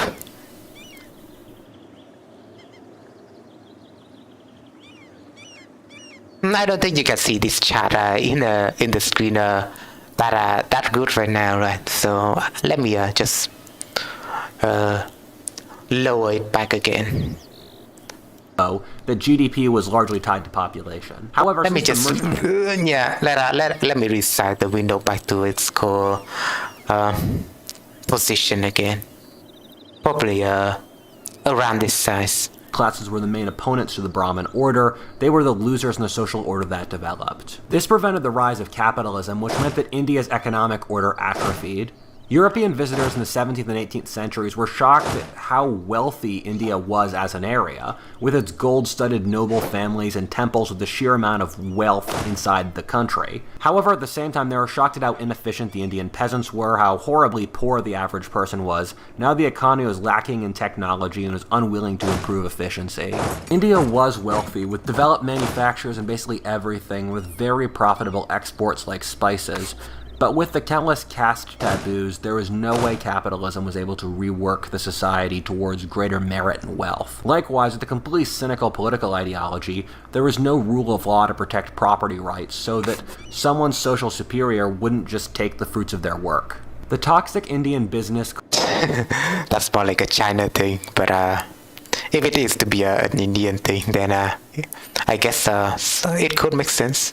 Culture that developed was that of which has since been called the paper Raj, or that due to all the Brahmanical regulations and competing caste and interest groups, India is known for being an incredibly bureaucratic society in which the sheer amount of complexity and density makes everything from making a horrible totalitarian regime, an aggressive colonial empire, a competitive large corporation, or an industrial sector difficult. India is so diverse that large-scale cooperation of any kind is difficult. However, inside of this, the caste system produces some absolutely incredible groups and people by concentrating human energy in certain small areas. Look at the Indian-American population, pulled 90% from India. I can recall because some cities in India, for example, you have the New Delhi, right? New Delhi, like a city that concentrated a lot of different cultures, I feel like. But I don't even I can't even recall the city name, apart from the usual name. I mean, even apart from it's the geographical area. But if I recall, there was like a big technology city. It kind of feels similar to Silicon Valley. About what you have Silicon Valley in America, or what's Silicon Valley in California, because I forgot.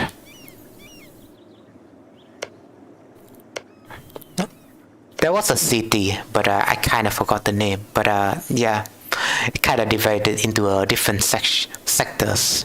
India's top Brahmin castes, and is now one of the wealthiest and most successful groups in America. India also produces some of the smartest people in the world on a continual basis. One of the things that Westerners find the most confusing about India is that it operates under entirely different philosophic presuppositions about the world, which makes even understanding how the other group thinks difficult. However, the easiest way to understand the Indian worldview is that they generally view the universe as a chain of being stretching from physical degradation at the lowest state to unity with a pure God at the highest level. The Indians have a view of the world in line with the early Christian sect of Gnosticism, in that the world in of itself is largely cruel and brutal, and that only by transcending into the divine sphere are we capable of perfection. As a comparison, the Abrahamic religions all hold that the world is inherently good, and so instead of India, which wants to reject the physical world, instead wants to improve it and make it more godly. This generally explains most of India's cultural forms. The priests are elevated since they're the closest to the divine, and the untouchables who do physically dirty things like cleaning, killing animals, and the like are the lowest. All the taboos exist as a way to prevent the world from dirtying you. The caste system, I think a lot of people do agree that it holds India down to some degree.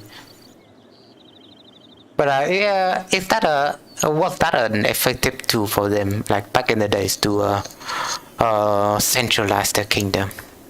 Probably. However, this worldview does get even stranger from the Western, where the Indians consider the real world to be Maya or Galaya, or an illusion spun by the gods, which stands in contrast to great moral truths. This manifests in a couple ways, with some examples being that India had no records of political history before the Muslims arrived in 1000 AD, believing all of political history, and thus the rise and fall of empires, to be unimportant, while history was only recorded through myths to provide moral guidance for future generations. Another example is that the Indian mind views poverty as a religious, not economic problem. To pre-modern Indians, enriching the poor is small-minded. Wait, what did he just say? For future generations. Another, history was only recorded through myths to provide moral guidance for future generations. History recorded through myths to bolster local guidance. Interesting. I would like to think more about it. So in a way, it seems it kind of feels like the Bible. How like the Bible did, right? But I digress. Another example is that the Indian mind views poverty as a religious, not economic problem. To pre-modern Indians, enriching the poor is small-minded and greedy since greater wealth won't make them happy.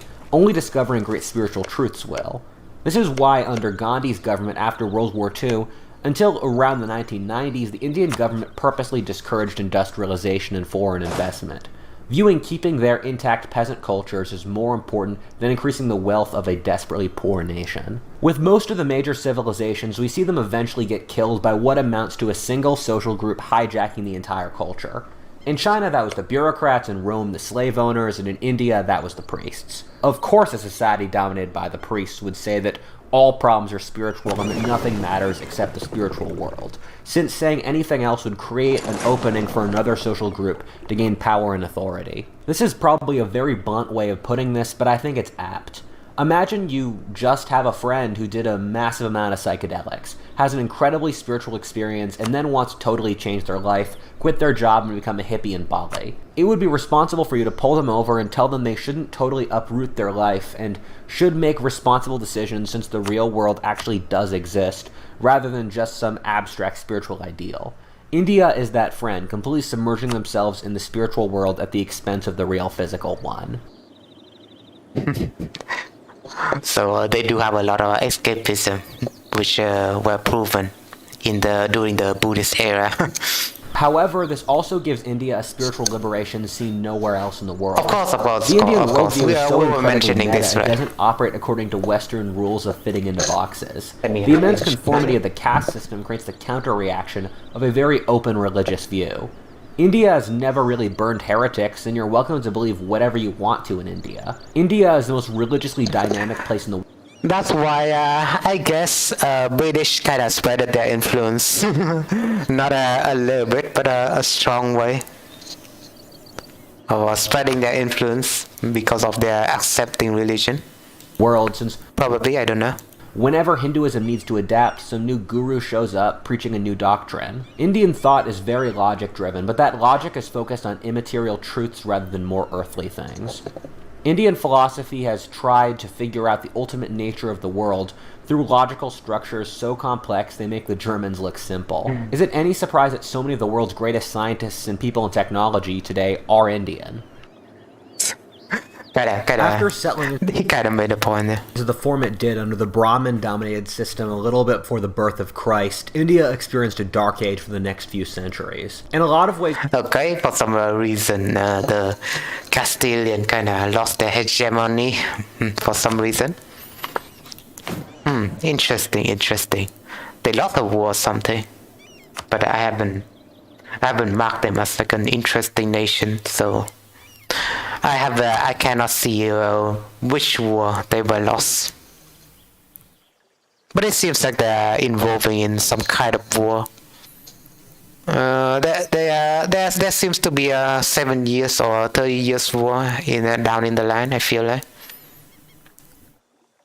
And that is currently happening in Europe. More like a war of inheritance from no, not really. It seems like a 7 years war or something. But interesting things are happening in the world. They lost their hegemony for some reason. They seem to they are also waging war upon Cusco. So in the future we can bid farewell to our Incan Llama's friend, I guess. They seem to really like me as well.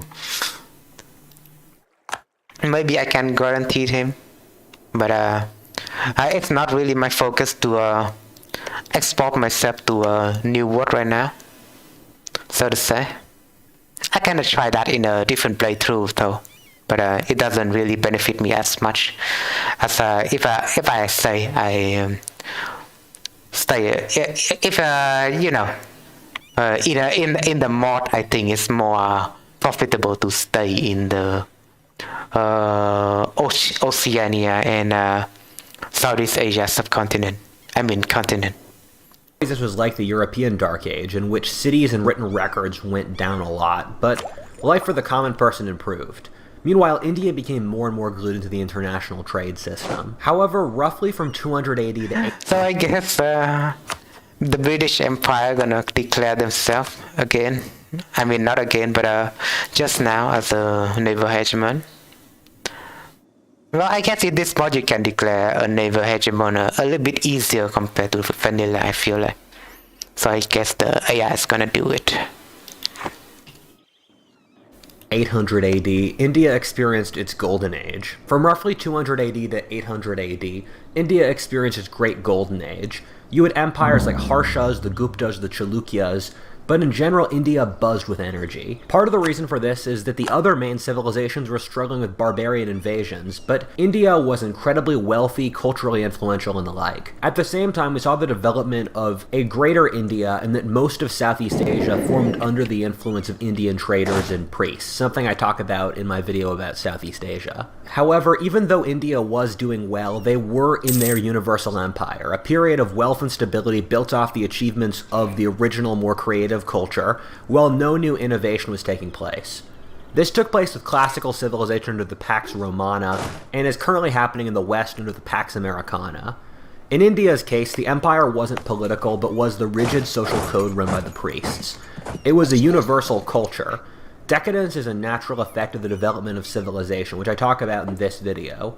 India was gradually disconnecting itself from the real world. Visitors to India described them as the most arrogant people in the world, completely disinterested in anything outside India's borders. The Indians considered the people of modern Pakistan unclean since they were in close proximity to non-Hindus who were polluting them, thus showing a society completely incapable of external feedback. Then came the Muslims. I almost find the matchup between Indic and Muslim civilization comical. If you were to create an uneven battle, you'd pick a culture like India, which had no interest in military affairs, glorified pacifism, were split by caste, and a tropical irrigation culture run by priests that didn't believe in the importance of objective reality. And then you pair them with Islam, a religion made by warrior desert herders, which literally considers violently spreading the religion holy, with some of the most effective... Yeah, I mean... I did say that geography can affect cultures and how different civilizations acted, right? But well, maybe Islam can be some other. Maybe Islam can be like a that's why a lot of people do hate Islam. I think altogether in the world, but. Well, I wouldn't say a lot of people do hate like how Islam would be like in the Malayas because I guess it's more benevolent because they are both I guess Hindu influence and Islam influence in Malaya, and the whole region is kind of separated right, the whole I don't know how I should describe it, but how Islam is spread around the Malaya region and the Indonesian. There seems to be a lot of it seems to be a lot more peaceful compared to it's how Islam spread around the Mesopotamia, for example. Right. Do you catch my drift? I think I explained it myself well. But regardless, what was I about to say?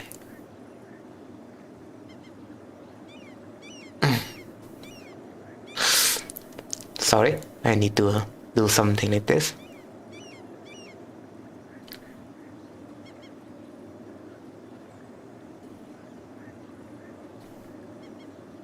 But yeah, I think you can say Islam is like a what is the English word? You can say it's like a special case. That's what I'm just gonna say for now. And from what it seems like, what's going on in the world is like the Manchus, and so the Manchus ended the war between them and Bengal over here. I haven't put them in. I did put them, but I haven't got the message. But it seems like the Manchus ceded the Bengalis kind of ceded some province to Manchu. They even take this small area for some reason, but I don't know. And they release Bhutan as well, which is interesting. The Bhutan, I could say the Bhutani over here. And pretty interesting that they are Sunni Islam, because the modern day Bhutan would be Buddhist, right?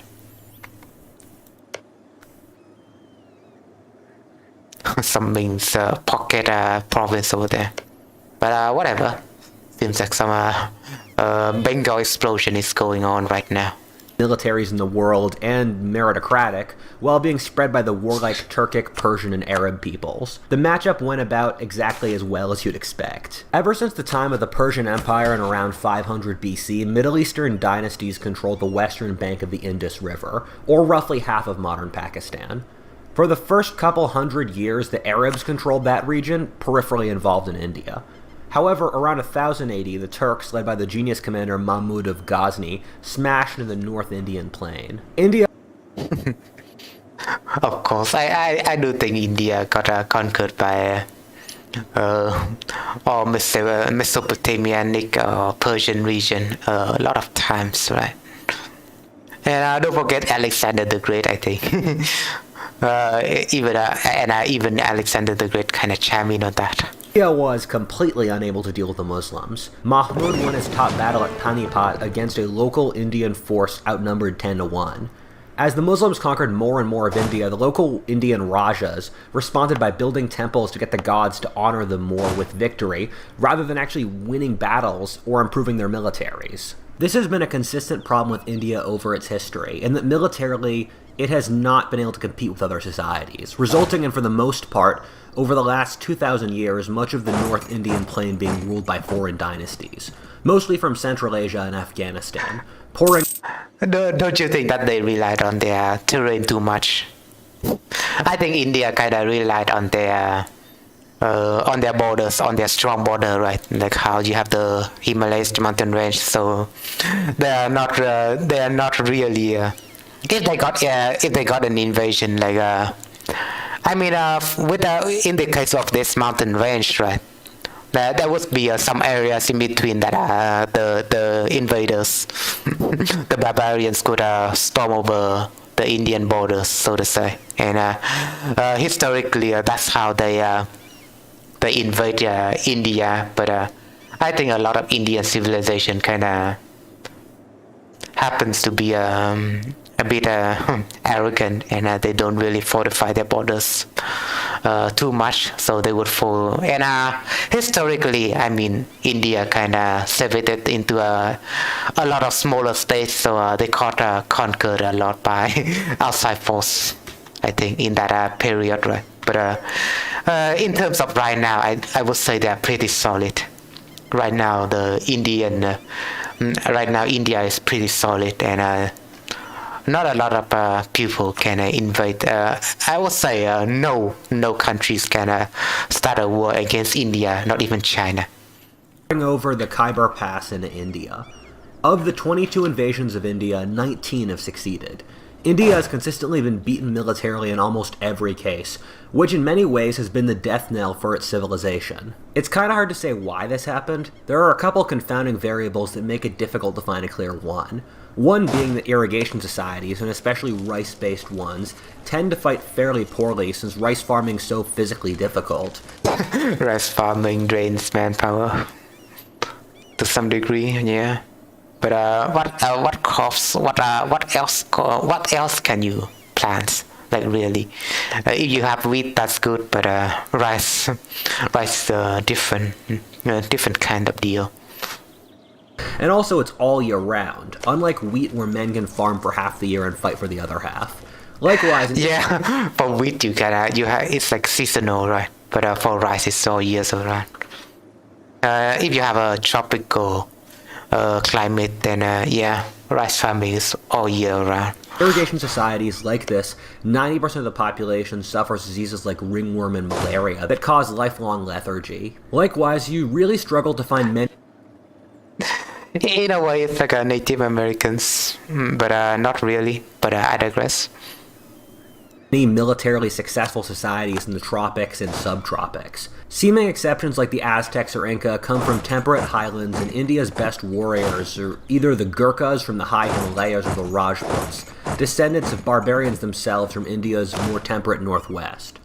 Finally, the caste system would prevent military talent from rising up, and the priest-dominated society that emphasized the uselessness of the political world and gloried in pacifism would also promulgate non-military norms. There were a series of earlier invaders like the Huna or Huns, the Kushans, There's a lot of factors as he is listing here. Similar Central Asians, which conquered much of northern India starting before the birth of Christ.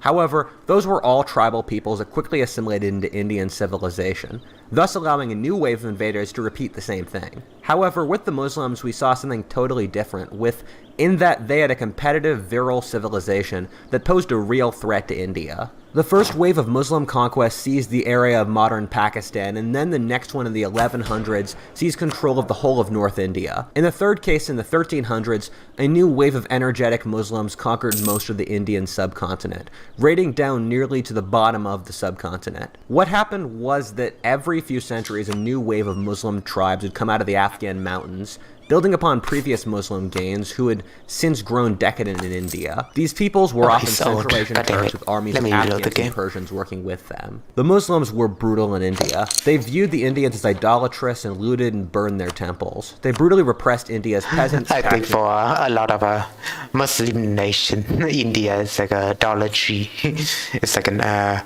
gold apple tree that they can keep harvesting, right? To the bone. They likely killed millions. However, as the ash cleared, life continued as usual. Islam offered a dynamic vision of the world, not held back by caste or the Brahmins. Thus, large parts of India converted to Islam, whether modern Pakistan in proximity to the Middle East or Bangladesh, which was still developing in the Middle Ages and thus lightly populated, and thus not as entrenched into the dominant Brahminical culture. The Hindus responded in exactly the way you'd expect them to. Their attitude was that if they couldn't win the wars with the Muslims and their bodies were conquered... I think in history, with how the religion, with how different religions compete against each other, I think most of them kind of want to make the society like that religion, right? So each religion want themselves to be as tolerable compared to a different religion. So in a way, we are advancing as a society, kind of moving forward their spirits would remain free. You saw a reaction of greater Hindu conservatism due to the Muslim conquests, resulting in the intensification of caste taboos and religiosity. This all culminated in the Mughal Empire, in which India was ruled by a dynasty of Central Asian Muslim Turks, ruling almost all the subcontinent around the year 1700. However, from that point, India went into a direction almost no one could have expected. And colonialism happened, yeah. The first Europeans to arrive off Mughal. India were the Portuguese around 1500, who traveled all the way around Africa to find India's massive wealth in spices. They and the later Dutch established ports around India's coast and then became what amounts to pirates. Due to their more advanced naval technology and military ability, the Europeans were extremely quickly able to totally dominate the naval traffic in oceans around India. However, on the land, the Europeans were no match for the truly massive Mughal Empire. However, in the early 18th century, the Mughal Empire collapsed, replaced by a series of warring states in which India fell into anarchy. Afghans poured into India once. Let's see how the Mughals collapsed then. The naval traffic in oceans around India. However, on the land, the Europeans were no match for the truly massive Mughal Empire. However, in the early 18th century, the Mughal Empire collapsed, replaced by a series of warring states in which India... Let's check this. Yeah, the Matsya Confederate, they collapsed for some reason, although he hasn't gone into explaining that. There's Afghanistan in the north as well. Mughal Empire is still a thing, but seems to collapse. Possibly by multiple factors, who knows. But any Indian historian here, please let me know. India fell into anarchy. Afghans poured into India once again, pushing all the way to Bangladesh, while the Persians looted Delhi. However, this chaos resulted in Persian looted Delhi. in the two most... Seems like a coalition kind of formed against Mughal Empire or something like that. I don't know. Dynamic European nations of the time, Britain and France, into a scramble for India. Both the British and the French had forts on the coast of India for trading and never consciously wanted to make an Indian empire. However, as the surrounding Indian regions collapsed into anarchy, they started to send their troops outwards to solidify territory, and since India has no clearly defensible boundaries, they just kept on going until the British were pulled into conquering the whole thing. The quality of the European troops, which were local Indians trained to fight like Europeans, called sepoys, was so much higher than the local fighting methods that the Europeans could win battles incredibly outnumbered. The British beat the French during the 7 Years' War in the middle of the 18th century, and then over the next century conquered the entirety of India from the Hindu Kush to the borders of Thailand, thus truly unifying India for the first time. The British colonization of India is really... Let me focus on microing this a bit. It seems like the OGs kinda landed. Well, I could not imagine that they would do something like this, but it happened. Now, let's see if we can reinforce that troop over there. Are we fast enough? I mean, there's some terrain. There's some terrain disadvantage, so maybe we need to leave this. Maybe we need to leave that. Maybe this is a loss. This is a little bit of loss here.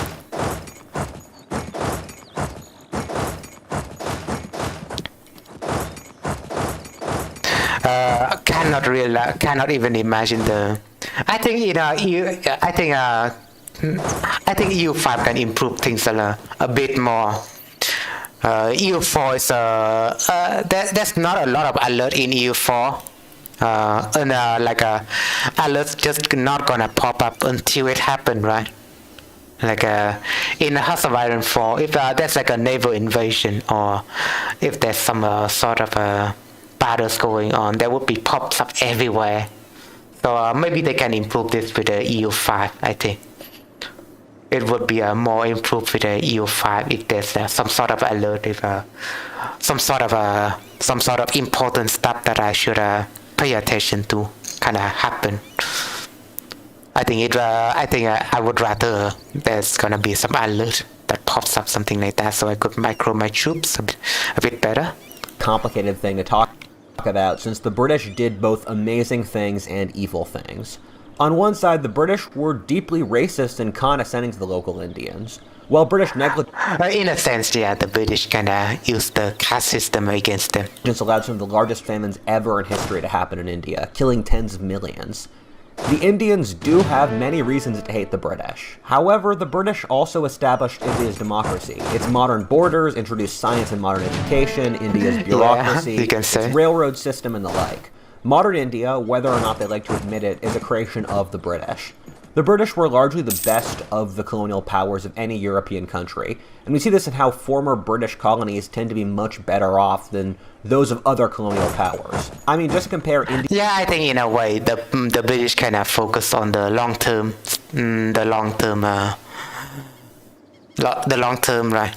They focus more on the long term rather than the Dutch colony were focusing on the shorter terms. Probably the French colony, the French would be more in the middle because my country was a French protectorate at some point, so I think they are like more like in the middle. But yeah, the British kind of focus more on the long term, so they kind of. I mean, we can go into detail on how the British did in their colony, but in a way.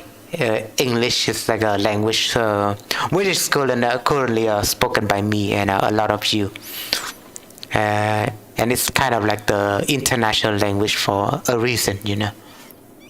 India to Indonesia, where the Dutch basically built no social institutions in their century of colonization there. For a balanced view of the colonial period, I would read both Shashi Tharoor's Inglorious Empire and Niall Ferguson's Empire to show two fundamentally different but true perspectives on British India as a way to create some kind of middle ground. For Indians, this fundamental insecurity to their colonial masters, the British, who mistreated them but also gave them so much, is a massive psychological pain. The British offered a new view of the world that was in many ways very different and difficult for Indians to deal with. For Indian civilization, which is fundamentally religious, the British offered a secular scientific worldview that was incredibly strange. It took Indian intellectuals more than a century to be able to comprehend modern science into their worldview. Now, India is in many ways a society split between a more westernized secular elite and a Hindu majority, which is the legacy of the British. India gained independence after World War II, since Britain was so tired from fighting the world wars it simply did not have the money or vigor to keep the empire. At the same time, India's independence movement, as led by Gandhi, did an admirable job of creating a peaceful resistance movement based around India's greatest strength, its religion. And Gandhi, in a lot of ways, is very emblematic of Indian civilization, using pacifism and indirect methods to gain political independence. India was split into four, with this split being a highly polarizing issue in modern India. I'm not going to talk too deeply here about the current politics of the subcontinent, but Pakistan, which seems more a part of Muslim civilization at this point than Indian, has been underwhelming. Yeah. It's been an Yeah, Pakistan has been underwhelming.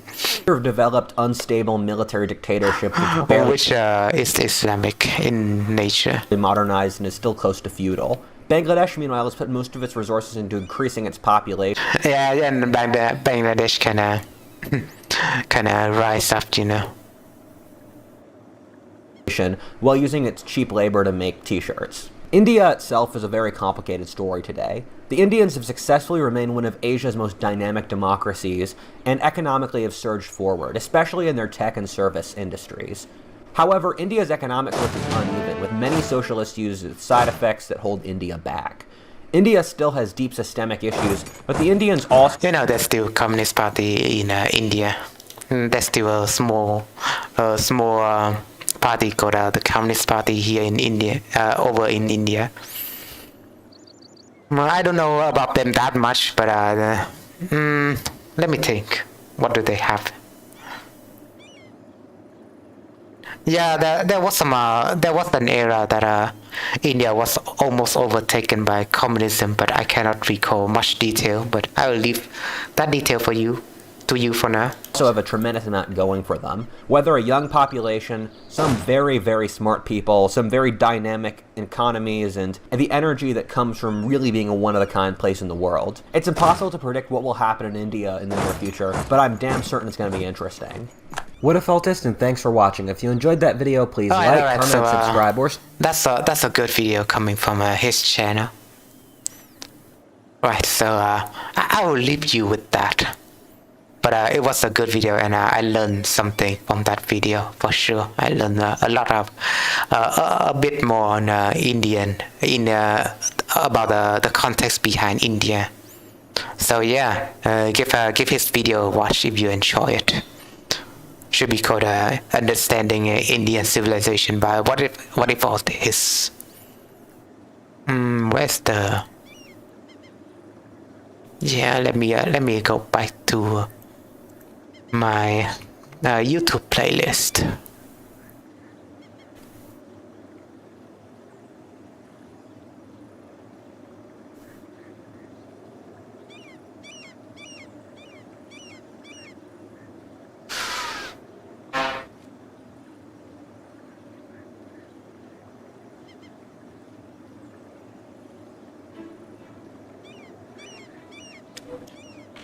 This audio is fine. This audio is makes a lot of sense to me, and I would tell the YouTube DJ to play us a little bit of songs. We'll stop with the reaction content for now.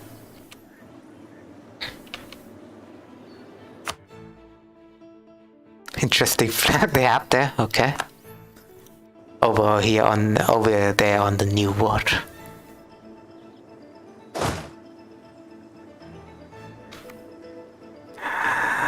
Such a way of Indian decadence.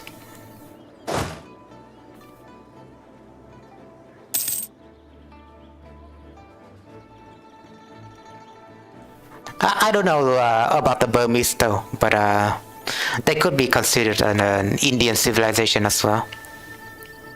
Although they are more in the line of between the Burma was kind of in the line between India and Southeast Asia. But if you don't know, the Burmese are still in a civil war. Like that's a civil war that started during the 1930s, and that country is still in the civil war.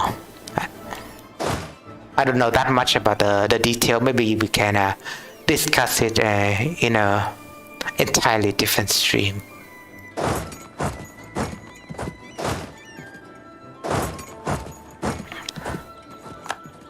Oh, Phyllis died, so we need to replace. Oh yeah, and I forgot to honor Mr. The Sniper in the past stream, but I don't know how to call him though.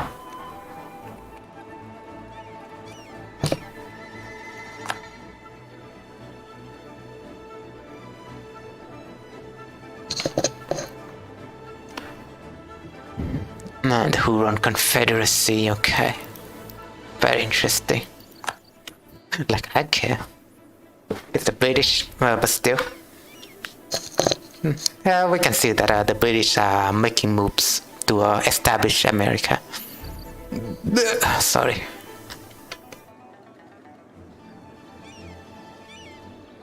The Japanese are doing something, but they are choose between Ochi clan and the Japanese Empire. They do seem to have a lot of manpower. Can I really call him to arms? More than 30 months ago, okay, so that's not really a factor. Alright, but I will leave the Korean to be in charge of their own nations. We're forming an alliance here, but it's not even connected, so to say. Yeah, it's really hard to connect, I feel like. Well, we'll connect it like this, how about that?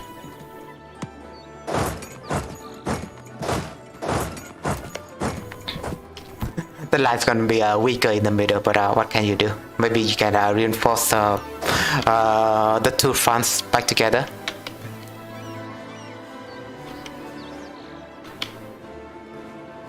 The AI tend to it seems like there's gonna be a terrain oh no, it's like a grassland, so maybe I need to move out. Maybe we'll focus our troops on the more defendable part. In this model, it's a bit more confusing, I would say. I think. So maybe we can retreat the front line a little bit, or maybe we can just stay there. Maybe we'll stay there. We'll stay on somewhere safe. Yes. Do I want to attack that fort again? Maybe I will. Maybe not. Maybe not. Maybe not for now. We need to defend.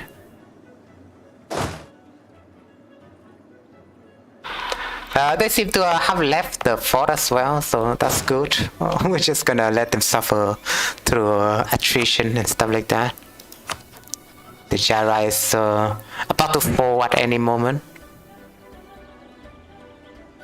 They do have the troops. There seems to be a one-on-one, but I still have the advantage here by having a higher technology.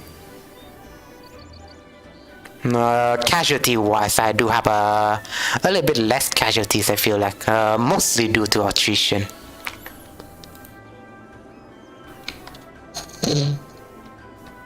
But this fort, it's about to fall anytime soon, I think, right? I think the northern fort should be close to Beijing, right?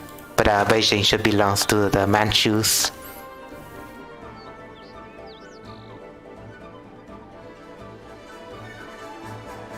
Man, they kinda made their truce paper as well. So maybe I will chase these troops down in Peru. Chase them away. But Pegu doesn't seem to have a defendable terrain. But whatever. I would like to move that fort away, I feel like. Just remove that fort altogether and put some other fort somewhere else, maybe on the jungle terrain. Maybe on the jungle terrain seems like a good idea. Because we have that fort, kind of reinforce this province, right? I think a jungle fort in here would be pretty swell.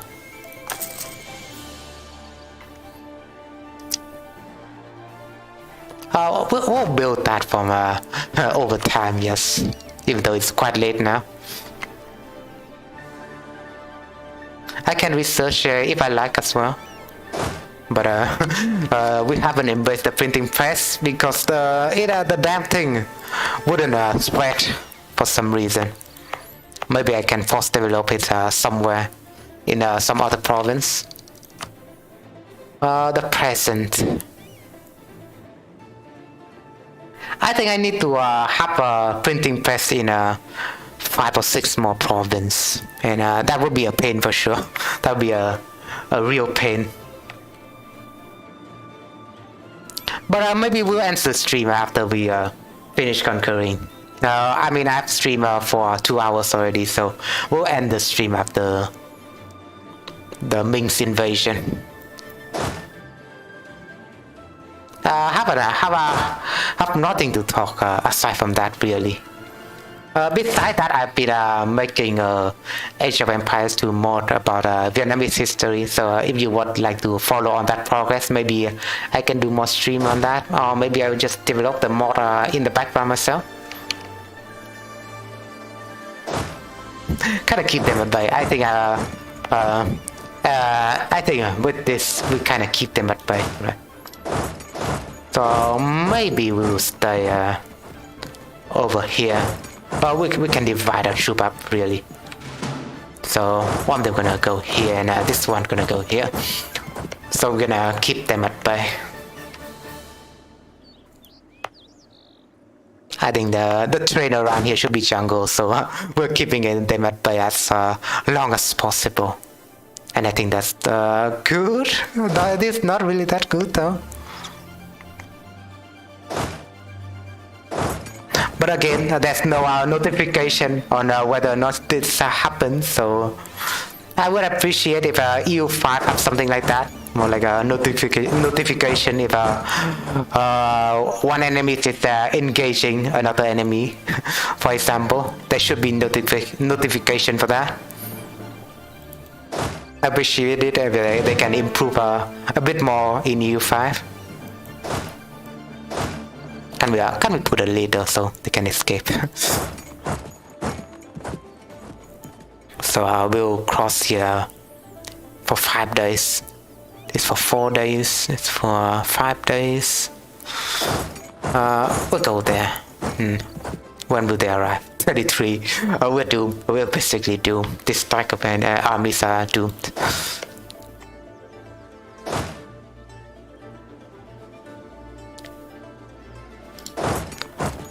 Well, we'll move to be a bit closer as well, so we can counteract this threat.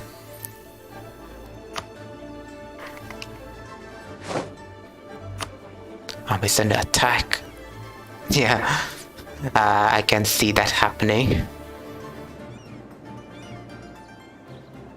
Okay, there seems to be a battle between me and Langsang and Bagmani somewhere. I cannot see where though. Wait, what's the army? Between this and this, okay. The condottieri army.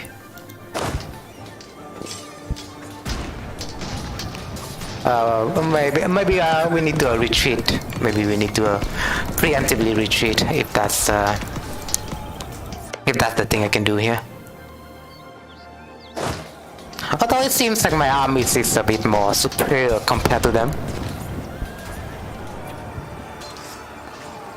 I do have better pips. I do have better generals, from what it seems, right?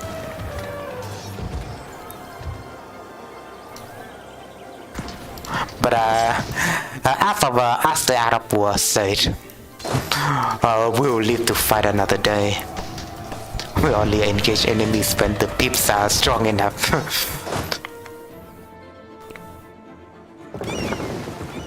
There seems to be some sort of engagement around. Why are they engaging over in here? I would say it doesn't really make sense.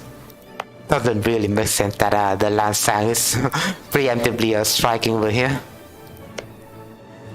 This is really baffling me. They shouldn't do that. Maybe I will move along with them and retreat when I feel like it.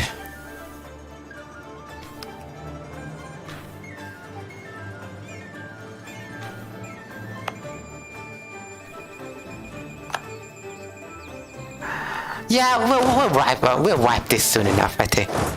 So let's just calm down. Yeah, that's gonna be a retreat. Correct. Which is fine. I do want them to retreat. Lost again, huh? The counter-terror troops are not doing well, I would say.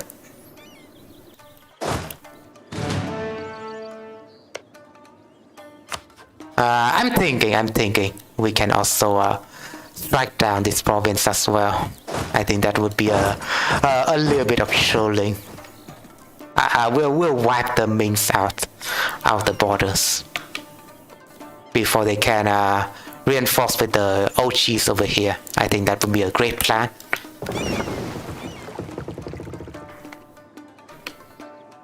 But it seems like it's doing well, and there's some sort of a reinforcement as well. But I think we wouldn't wipe them fast enough. But still.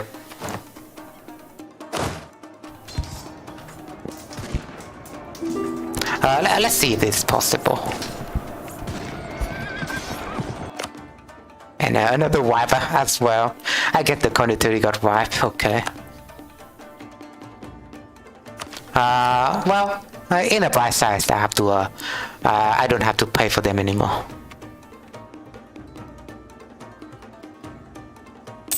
Maybe I need to retreat. Maybe I really need to retreat this one because they are reinforcing more and more.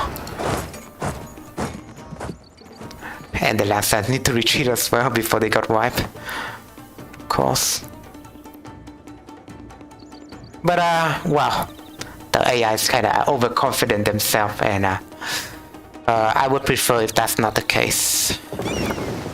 Well, we'll support their naval battle over there as well.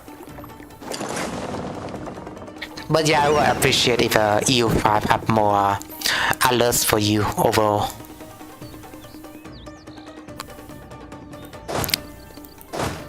I need to find the general, the best general for the job. Probably Pat Pai, right? Pat Pai was leading this army, and he did a really good job. Yeah, the handsome Polish man. For some reason I had to go around here, but well, probably right.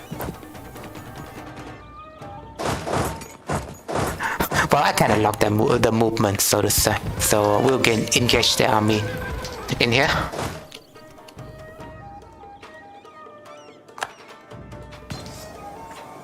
For some reason, the Vagina Empire kind of ran their armies for free for some reason to different countries. How generous of them! See, this is the reason why the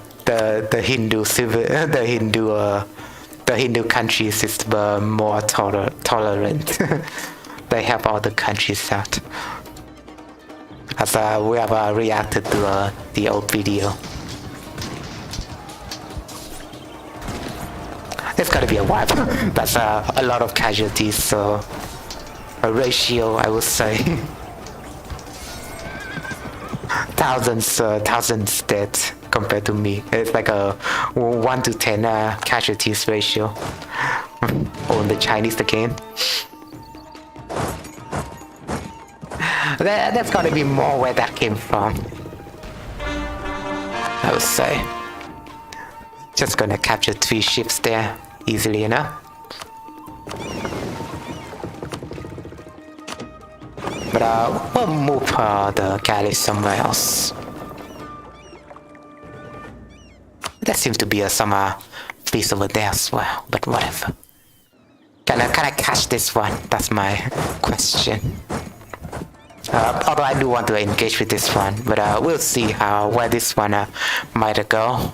Probably around here would be the retreat position. But I will wipe the 4K stack over there. That's a good idea.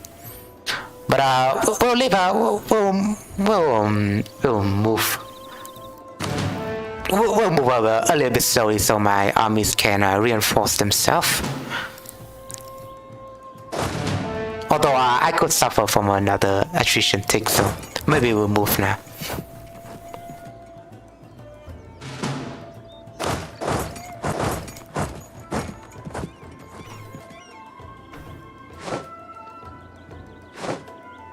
Oh, it seems like the Tundran could have assisted me as well. And yeah, the Tundran is also it's also a partner. How do you say, an ally in war, right? The Tundran is also my ally. Also, my opinion. His opinion of me is a bit low because he wants my land. Why do all my allies want my land? Like, what the hell? What's up with that? Maybe I need to raise his trust. So probably I will raise his trust. I need an opinion, so can I improve with him somehow? So let's just improve right now. But the Tundran is helping me right now, so I need to repay the favor. I engage at this one, which is pretty good. I will reinforce that one as well. We'll need to turn back to assist them.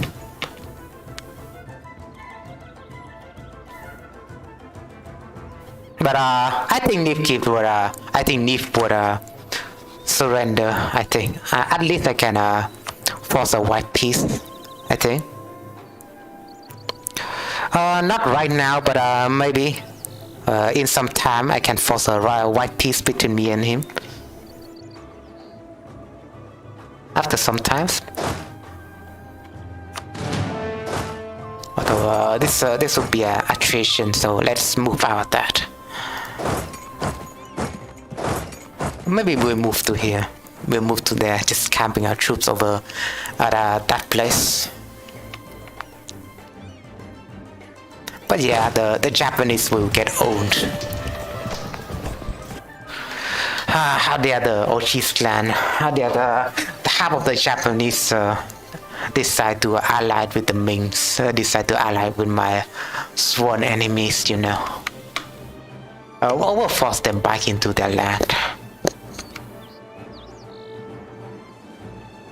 This my clay. Not doing anything else. Maybe you can decide to not help them, you know. Just gonna leave them to me.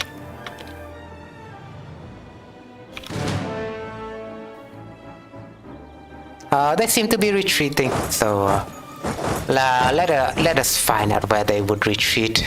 Maybe well, I can't even march my troop to their borders right now, through the Yangtze River. So probably I will do that. Seems like Portugal has been engaging a war against Inca. Unfortunate for Inca, but if I could even help him, I would help because well, Inca was my. I did a whole series that I played like a weaker nation, and one of them was Inca. So you know. I do have some sentiment towards Inca, so I would like to help them in this play too, but it seems to be really late for that, you know, and we cannot do anything.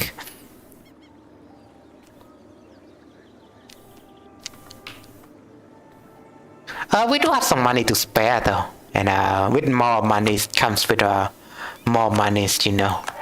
Oh, I cannot accept that royal marriage, but well, whatever. I do wanna. I thought it was a royal marriage from Tondoan, so I would accept that.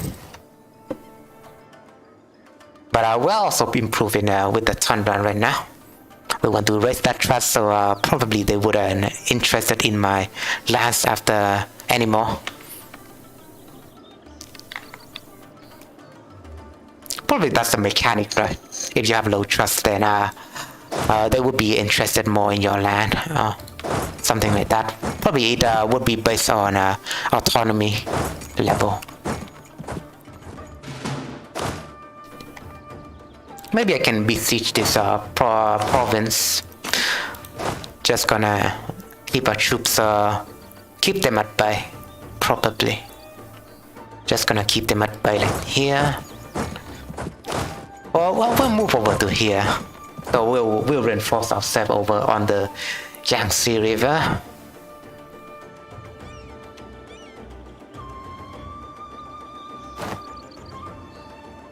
The Yangtze River it's acting like a natural border, you know. We'll need to take advantage of that.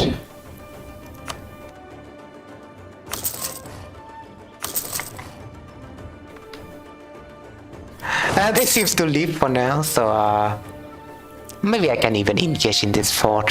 Who knows? Maybe. Or I think I would be abandon that fort, and I'm building a new one over here. If I can even reinforce that good enough.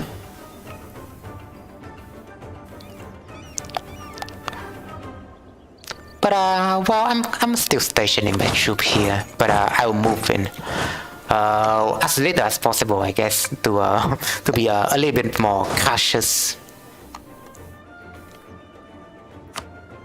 Okay, we do not need to go to Portugal. Hello. We don't need to do that. Come on.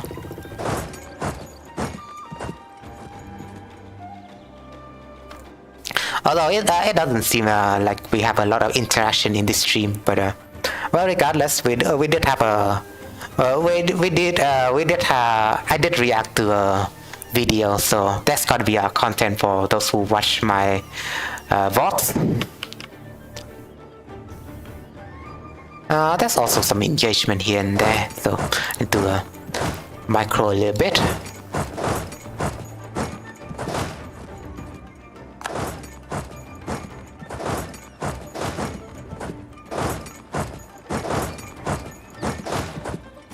We'll put some generals on there. There we go.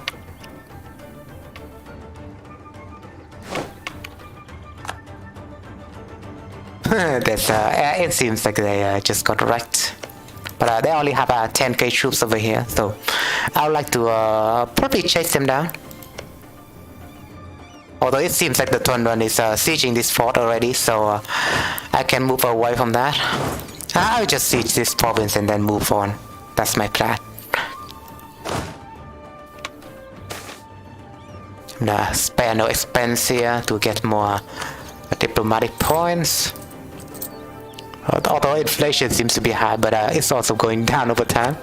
We do have a inflation reduction guy, but he's old and probably he will pass away soon. We need to get a new guy in town, you know. I will fight this guy until I get a better one. Maybe I'll fight this guy. He seems to be older.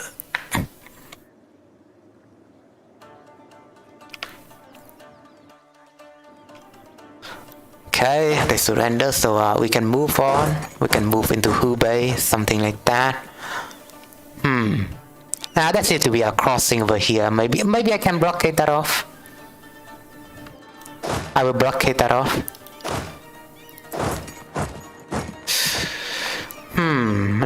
Let's think of the war plan here. Maybe I will blockade this off first, so they will get stuck on there. Although I want to separate my fleet up a little bit. So we'll move into that second river or this river line, so we can blockade them all.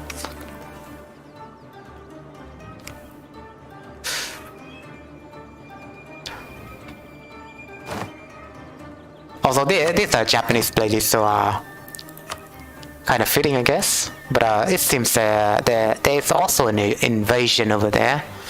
I mean, I could intercept that, but in any case, I don't think it would matter that much. There's gonna be a little bit of 12k over on there, so I can launch a counter invasion, so to say.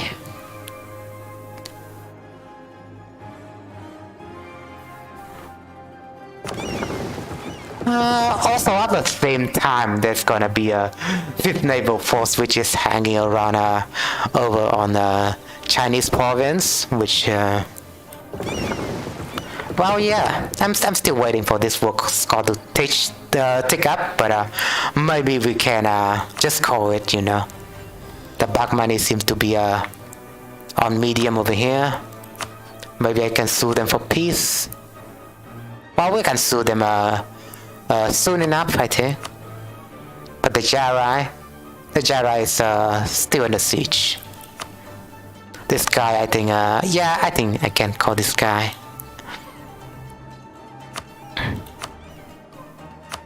So maybe we'll leave one province for them. Maybe I'll leave one province for them.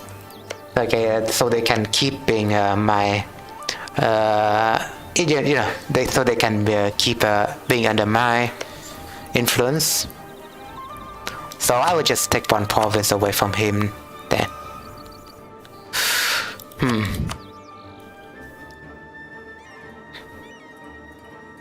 I would not annex that province, but well, that seems to be a lot more war score. But war score doesn't even seem to matter, so maybe I can take that province instead. Don't need to do that. Although I can make him vassals, but not necessary. It's not necessary. They don't own much land, if you can tell. So probably I would take that one province and end it with the Mings. Yeah, we'll end it with the Mings. Why not? Because we want them to be to stay as a tributary state, right? So we need to end them if they have any ulterior motives. War reparation as well. Maybe if they are under war reparation, I cannot tribute them, right? Probably. Maybe I will force tributary him. Yeah, and I guess I cannot combine that with annuity for some reason. I don't know. For some reason, I cannot combine that. Well, whatever. But we'll get a lot of prestige. We'll get a lot of prestige with this way. So I guess that is like an option. Give up claiming this guy as well. So gonna bolster his opinion of me. That's always a good thing.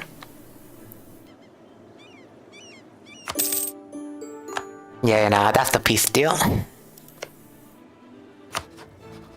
I can still establish tributaries, so I need to maybe put them into interesting. We're just gonna do this. We're just gonna call this up. Do I have a lot of unrest? I mean, the civil war is over, right? So I don't even have any unrest in my country, so I'm not well, it's not it's a non-issue for now. But I'm also having an army train over here, which is catching up to the Ochis clan armies over on the northern side.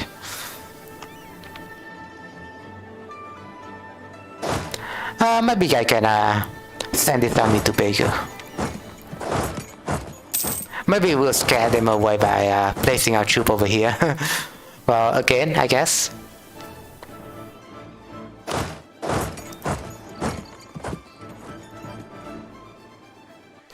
Maybe I can do something to stop this. I want to do something to stop that.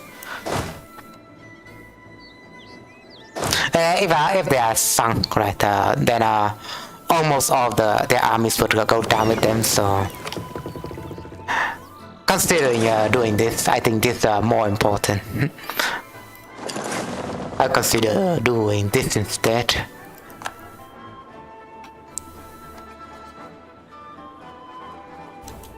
Maybe we can engage this one as well using the ships we already have in here. Maybe I can get a recruit and armor, and they should be called. Well, I don't know who's watching me right now, but I will name one of you chatters to be one of my general and admirer. But there used to be a guy called Mr. Death Sniper, but I don't think his name is. I mean, his name is not really realistic to put as like a general name.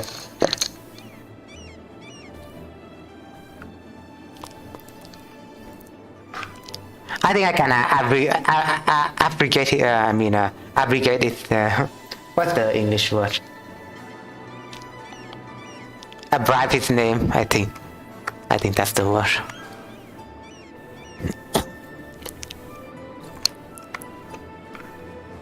So we call him Death Sniper, right? So we are just gonna put them to DS, and maybe we'll put a Vietnamese spin to it, you know. So this should be called maybe I need to name him more in line with how Death Sniper would sound like. Sniper. Sai Sai. Yeah, I think I'm content with this name. So that's the first Sai Dong. I haven't seen anyone with a surname Sai, by the way. Maybe it's not like a good idea, because I'm really used to calling your last name your first name. So for my name it's like Hưng Nguyễn Duy, right? But calling it like in a Vietnamese way, it being Nguyễn Duy Hưng.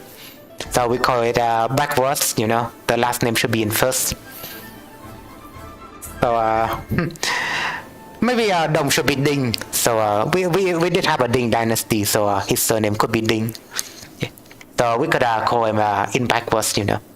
But he's a really good admirer, so I will use him. I will use him for now. It will do a great for the glory of the empire.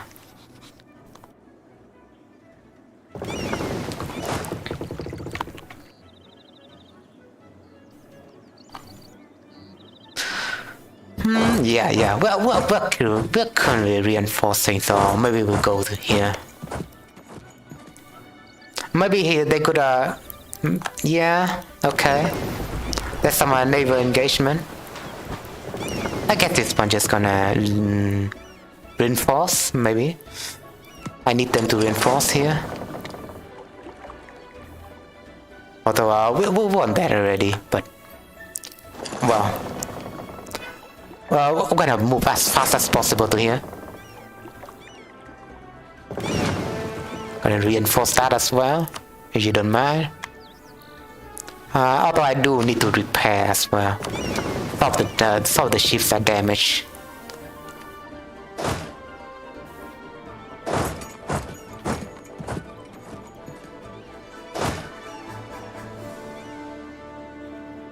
And I guess some nation went bankrupt. The nation that I don't even care about. But we're moving here as fast as possible, and I don't know if the 7K ship can catch up with my... we'll put a channel to them.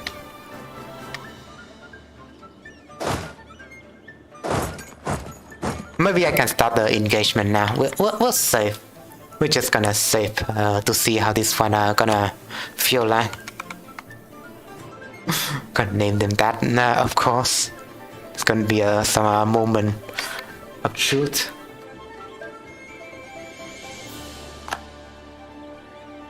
Although they're retreating their forces to a certain degree, but I don't think they will make it. I don't think they will make it.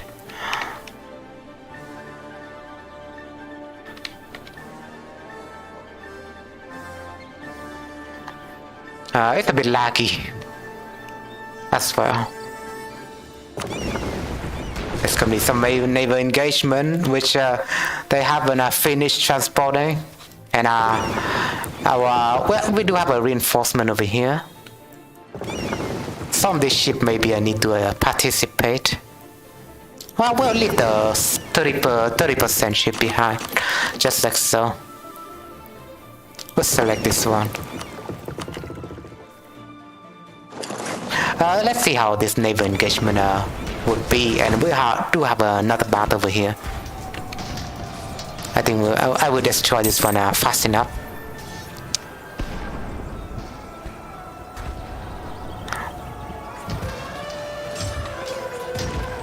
I think strategically we shall win this battle. We shall crush the puny back money, even though I do really want to make friends with them, but they keep on allying my enemies. Yeah, and it's sad, but it has to be, you know. I cannot side with them all. I cannot side with them all, honestly. But we'll go back to our capitals. I mean our Italian capitals to defend it out a little bit more. There's more navies which are reinforced over here now, so let's see over here. They do have more heavy ships. I give them that. Do have more galley as well, so could be more advantageous for them. But I don't have any transport, so it could get balanced out. Plus, we do have this reinforcement. We do have a better admiral, so it seems like that we can win this one. We're losing though. We're losing some ships for some reason. We are both losing ships. Let's just say this pretty balanced. Could be pretty balanced. So we're winning. We're winning for the most part. Although we do have I don't think my admiral do have a lot of maneuvers, so they could retreat the damaged ship. Exacerbation, well, export effect. We'll go over this random event. Need some water, excuse me.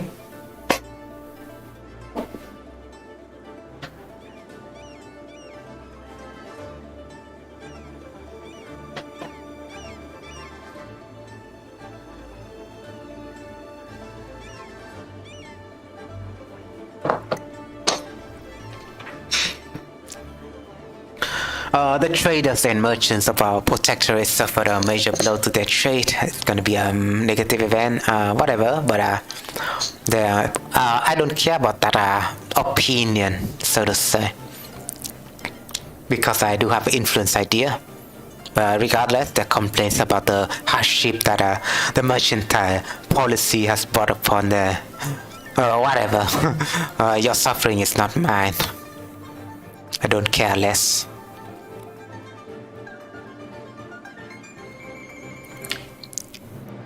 How foolish. Again.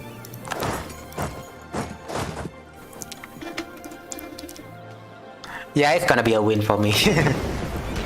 Especially we have that reinforcement. We even captured 18 of their ships, so to say.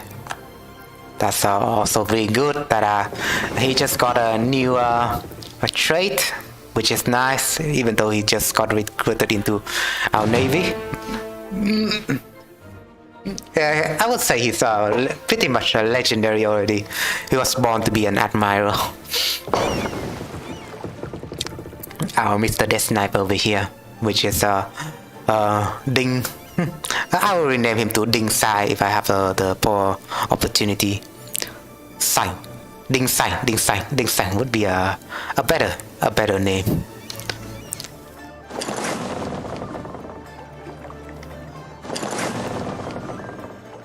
But maybe I will just gonna pull my navies back to the north. Maybe I can catch this troop as well to once we are done with the Ming, of course, maybe we'll make the Backmanis reconsider. Maybe I'll make them a white piece. I think I can make them white piece right now. Probably not, but we need to wait it out a little bit more.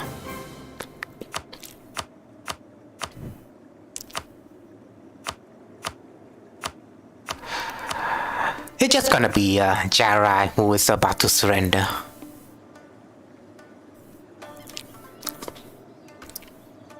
They will definitely reconsider if their alliances are not strong enough.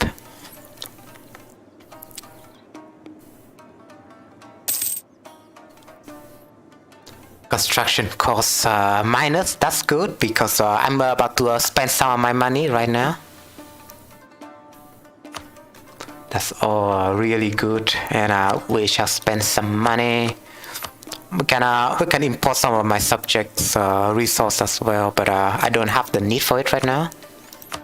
We'll build some manufactories.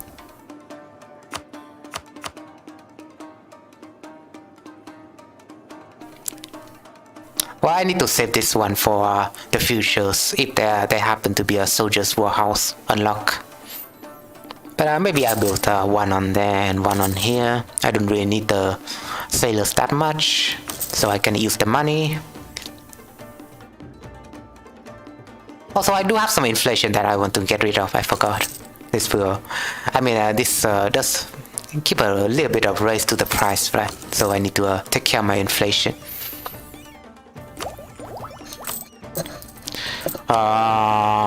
Is there a new inflation guy over in my court? I don't think so. So I need to keep getting rid of them. That's the thing. Get rid of the production efficient. He's pretty good. I can keep him. But this stability guy I can get rid of. I'll just get rid of the inflation right now, I would say. We're just gonna spend some point. So I can build my things a little bit cheaper.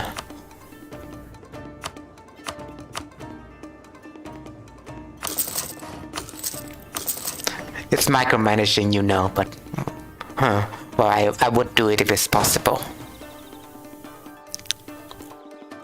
Well, I think I can just keep camping in here, or maybe I will move around this army to catch them in the act. I'm just gonna do a little bit of trolling like so.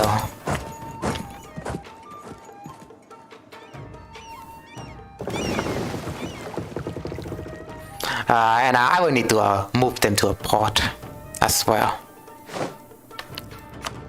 siege is over, so we can move our armies forward. Maybe we can form like a pocket that we can surround them. Yeah.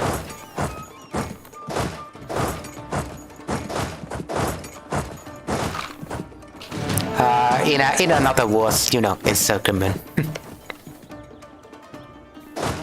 Maybe I'll just move to here because I can just go through this strait. Maybe I will move my ship just to there. You know, we'll create a new armies full of a fast ship like this, so we can reinforce them fast enough.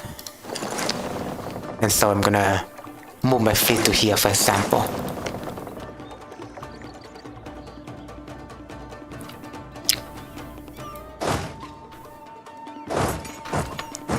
I guess there's gonna be some Ming's army stationed in there as well. Oh, I can't engage them in there actually. I can engage them in there. So we'll start doing that in a moment. I think it's a good idea.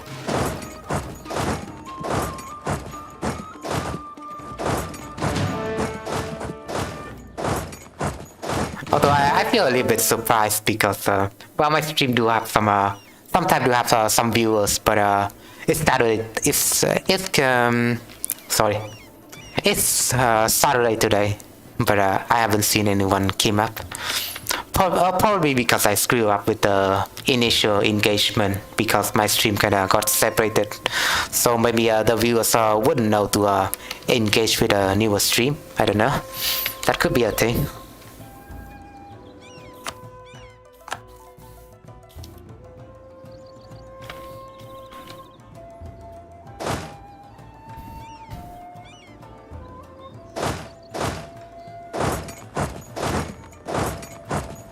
Well, we're just gonna surround the Ming's pocket like this. I think it's a good idea. Well, why are they just standing there? They would just need to move, you know, just move out the way. But we are surrounding them in the process. This will be glorious. Just you wait.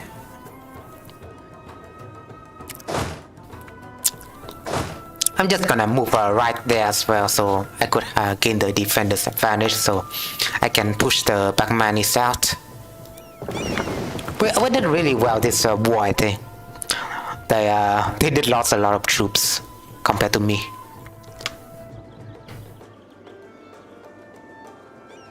Even though I'm an attacker and I suffered a lot of attrition, you know. Even so, there would still more casualties for them. So we did well. Pat ourselves a little bit on the back. Probably I will build one more manufactories somewhere. Probably not. Probably I will build a state house instead over in Hue.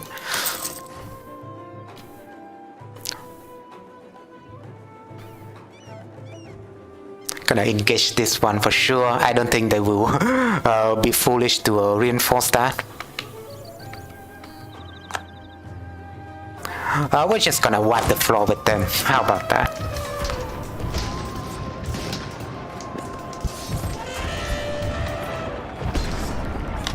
Also, yeah, I need to turn back to my text-to-speech lady again. Hi, Vera. Thanks for coming to my channel. Hope you enjoy your stay. You just recently visited my channel, right? So yeah, welcome and enjoy. I'm just gonna comment about this war altogether, but if you have an interesting knowledge, historical knowledge, please let me know, because I would like to discuss historical things with you.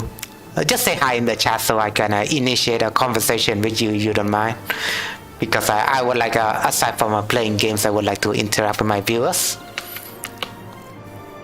And probably I need your consent if you want to engage like a conversation with me. We're just gonna wipe the floor with the Bagmanis army. I don't think they'll pose that much of a threat. Although I forgot to bring Papa into the fight.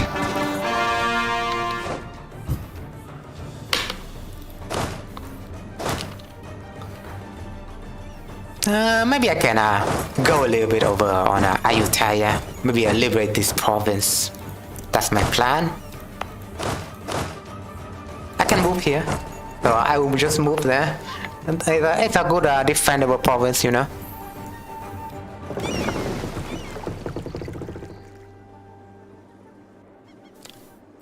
Well, maybe you can repair somewhere else. I prefer if it's like that. Well, we did properly surround the Ming's army over here, and I will detach my navies like this so I can surround them even more.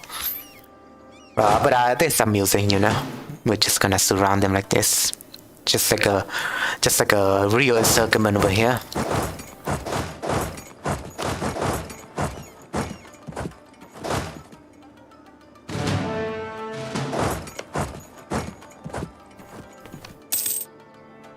Also, there seems to be no snow anymore. The snow seems to dissipate, so it's currently spring. Sorry, I keep messing the word because my accent.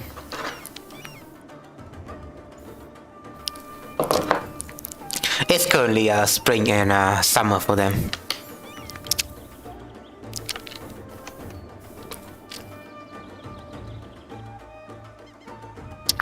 Although I haven't seen the usual suspect over here on my channel.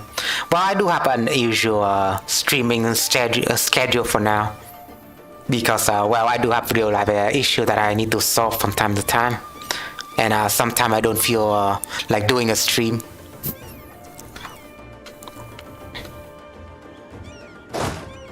But, so yeah, I don't really have like a concrete schedule, but whenever I can do a stream, I would do it.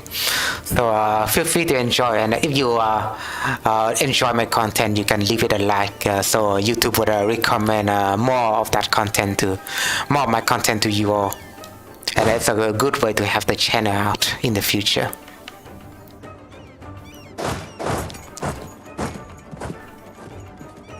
So yeah, I will just finish teaching this province, and I will just gonna kill the whole Ming's army.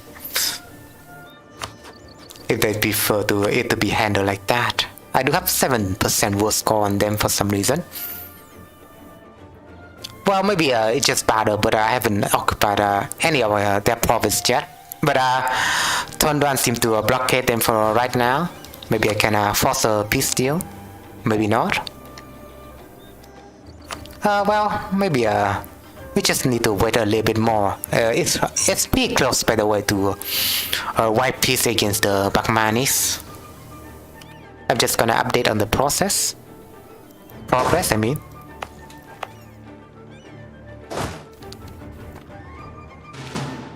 But maybe I can split my armies like this. Just gonna put counters to the charge. Oh, they will engage on that, huh? It seems like the retreating armies or something like that, or maybe some of the armies will move, and we're just gonna move unilaterally on there. Maybe I'll move this army as well.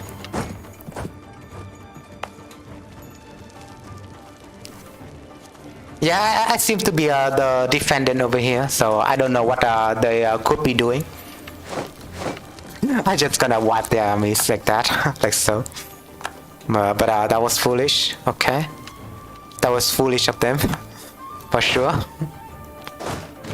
That was really foolish of them, probably because they were retreating, and for some reason they retreated to this province, which was pretty amusing for me.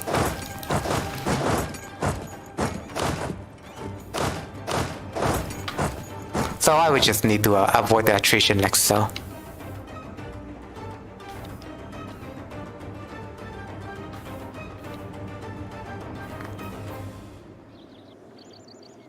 And Well, let's just start the thing, shall we? We'll start our little trolling over here. And after that, I want to move my army to somewhere else. Maybe this have to Laibu, for example. And maybe this have to Linyi, maybe. Some of the Chinese word I cannot pronounce it in Vietnamese as well. Well, we do have a different Vietnamese name for different Chinese province.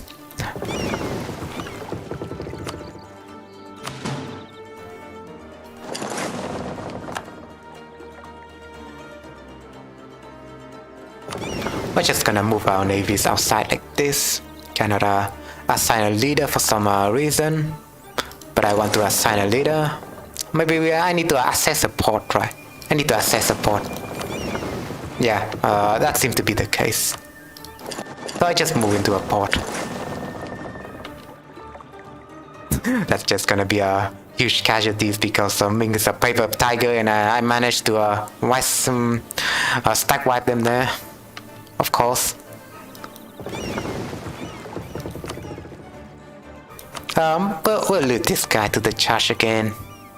Let's see if there's gonna be a fleet that is sniperable for me. Maybe I can do some damage to the Japanese fleet. Oh, I need to reinforce this guy. So we'll reinforce using the war galley over on the Taiwan Strait. We'll move Mr. Death Sniper to do the job first. Yeah, that's all I can do. That's all I can do for now. We'll move, not that guy, but we'll assign a leader to him, so he will travel fast enough.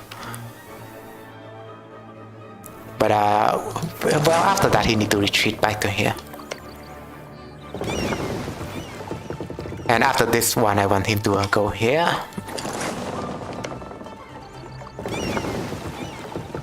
And as usual, I guess go here.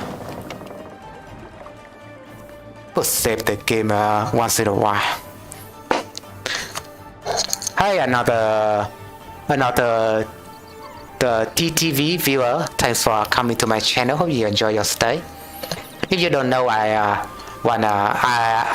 do want to banter history with my viewers. So if you don't mind to engage in a conversation with me, say hi to me in the chat, and I wouldn't mind to answer your request.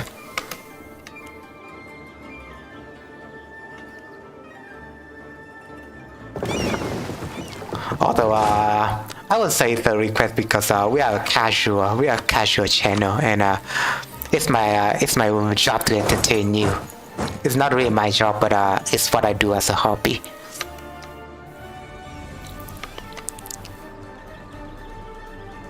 Just gonna do a lot of damage like that. Well, rest in peace, Japanese Navy. You really had a run.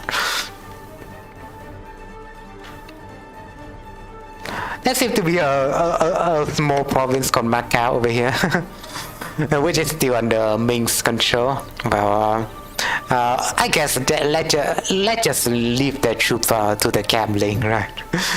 The troops are their sailors are currently enjoying doing the gambling stuff. We'll leave them for now.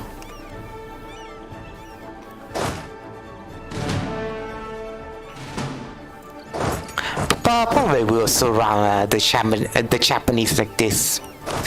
They have a really funny idea to ally themselves with the Mings, I would say. Are they retreating? They're not retreating, but we can surround them like this, and we can do a lot of damage. But this seems to be a successful invasion for sure. And I do like the challenge that I propose myself to deal with two front line at once, you know. Although they're just staying there, and I think I can surround them a little bit. In this moment, I can surround them.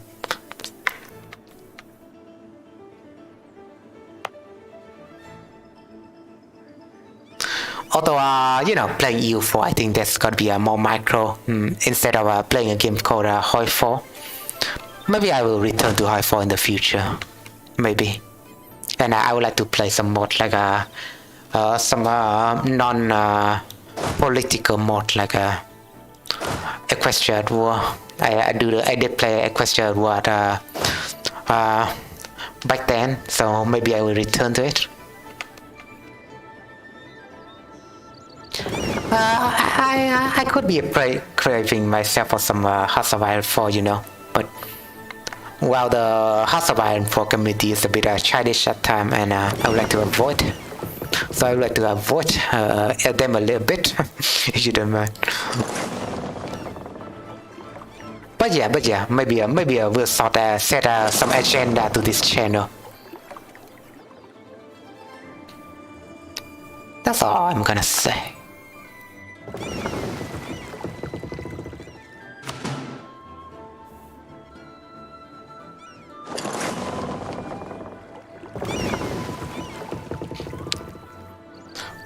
Well, I do like the way the EU4 works, like how the armies are pretty chaotic, and you can just move around and stuff, and move around your armies around freely, unlike the frontline system in House of Iron 4. At least. But aside from that, you have to micro a bit more. But outside that would be a solve if in EU5 they would add a lot of notification, like alerts to how your army is doing, for example, and probably there could be warning if there could be a huge warning, like a huge bubble warning in the map if there's some sort of engagement which is happening.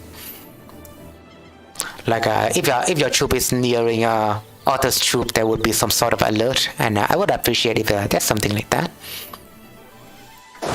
And since Tondron is engaging right now, and I would like to assist him. Just gonna move all to there, if you don't mind. I guess we'll drive the Japanese out. If it was House of Iron 4 right there, that would be in an encirclement.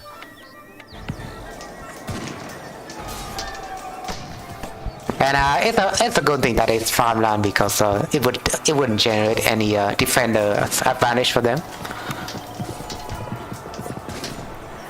1,000. This could be called a massacre at some point. I mean, it is literally a massacre from what it seems over there. Pad Pai really did lead our empire well. And Pad Pai gained the cannoneer trait. What more can I say? The strongest, the weakest, I would say, the weakest Polish man versus the strongest Japanese man right there.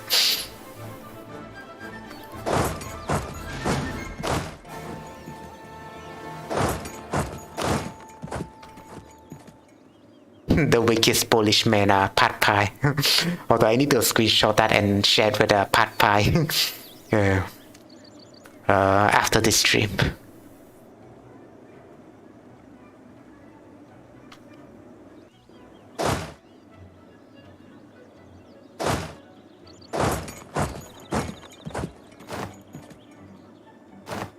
Well, maybe the Mings will consider it at some point to keep up,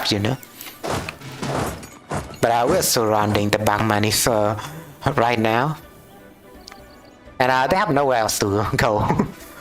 And they will need to enjoy the attrition over there that I gave it to them. That is really neat, Just gonna let them enjoy the attrition. And it seems like there's gonna be another invasion. But maybe the Tondron can intercept that. Hello. They never learn their lesson. That's all I'm gonna say. Maybe I can pull this 60 troops back over here. Oh, we'll put our Mr. the Sniper to do the job.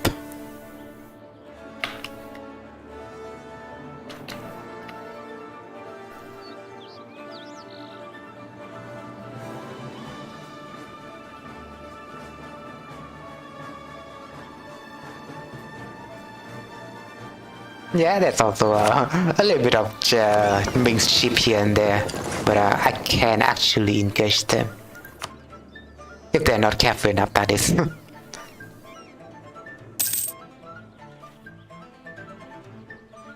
I just blockade a lot of their port. That's my strategy for now. At least drain them of their money. Sorry. Maybe we'll build more training fields.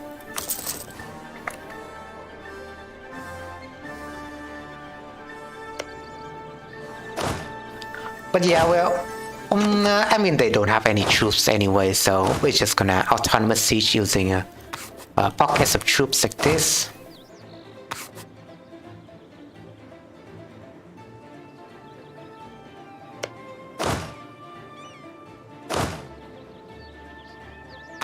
Just gonna pocket siege that.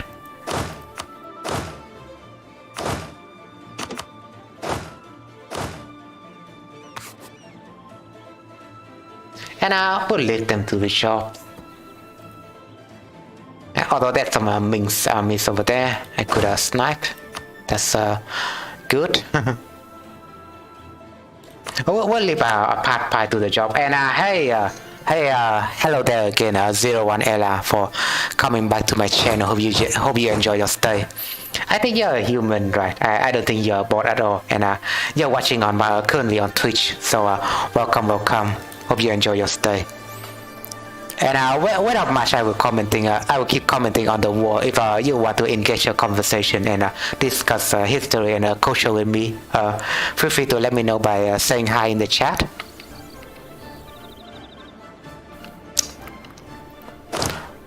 We're currently suffering some attrition on there. And that's an interesting fact as well. It seems like Ming is offering me a peace offer, but probably will ignore them, but let's see what they're offering. Just a bunch of province, but I will decline for now.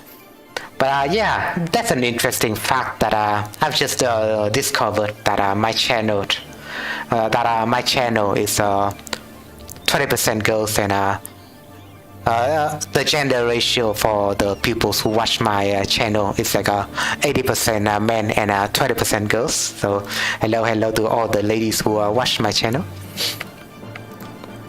Although gender should not matter mostly for me, but well, I still need to address that factor. Seems like we do have some well, in Vietnam we say tan quân, but I cannot recall the word in English. There seems to be an exile, like some sort of exile armies over in the northern province. And we have some Kanchaders over here. They are Nip vassals, and maybe I can sue them for white peace right now, but probably not. Even the black monies, we still need 2% more war score, I think. we're still surrounding them like this, so just to have some attrition on them. And I think it's like a really great idea.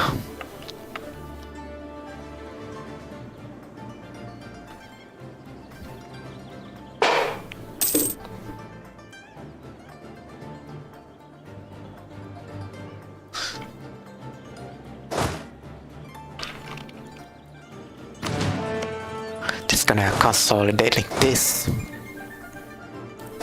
Maybe I can use these armies instead, just to siege things a little bit faster.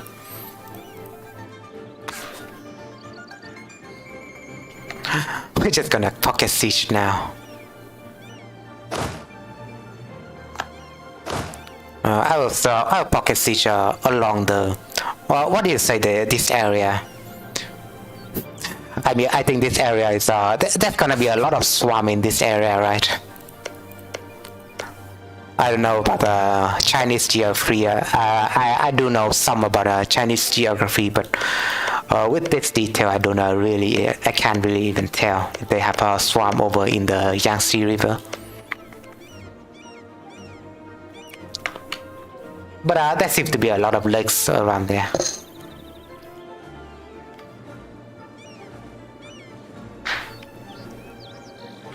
Still surrounding this pocket of truth, which I do find funny. Why don't they just move out the way? Are they really that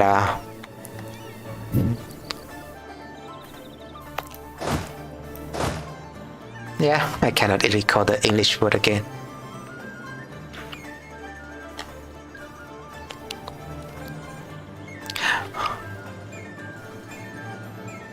Can be some engagement started by Lam Sang. Really? Well, I need to reinforce them at least.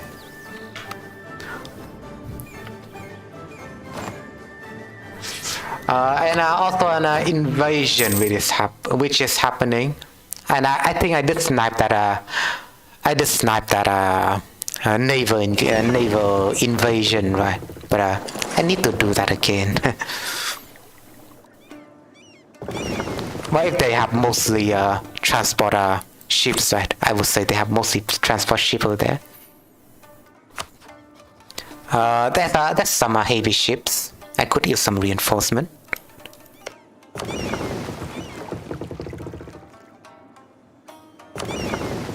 I will just use this guy.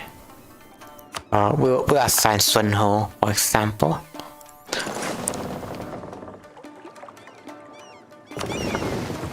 Maybe even some transport ship. Well, we can use the light ship over here.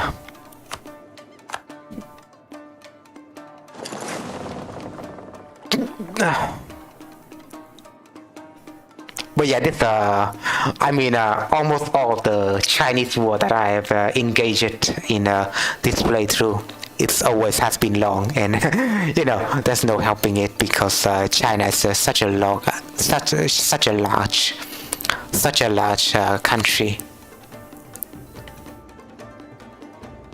I think the Jarai, yeah, we're fully occupied the Jarai, so we can just we can force them to be tributary again, but no, we're just gonna full annex them. Yeah, I guess we'll full annex them. And that will just gonna remove any threat in the future we might have in the future. They only have them as their core, so I'm just gonna gobble them up like so. Yep, it's mine now, bitch.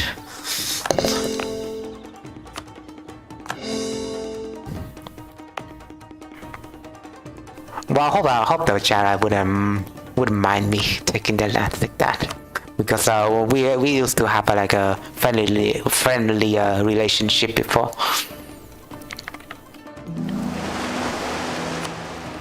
I guess my fleet could use a new mission. I think I will name some Iceland province after Huing Chang. Yeah, it could be a boy's name, it could be a girl's name. We do have a lot of gender neutral name, I think.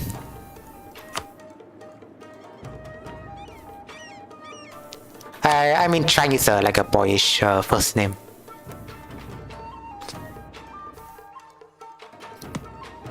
We'll explore this region, I guess. Well, we're currently discovering Europe, so to say. Maybe the Europeans can share the map with me, so I can probably get this going.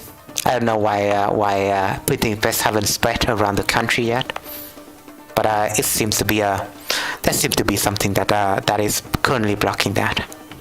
So I would like to find out. But But yeah, still we have better admirers, so maybe we'll win this engagement. Well, there's more galleys. They do have more galleys, so I do need to reinforce. I still do need to reinforce.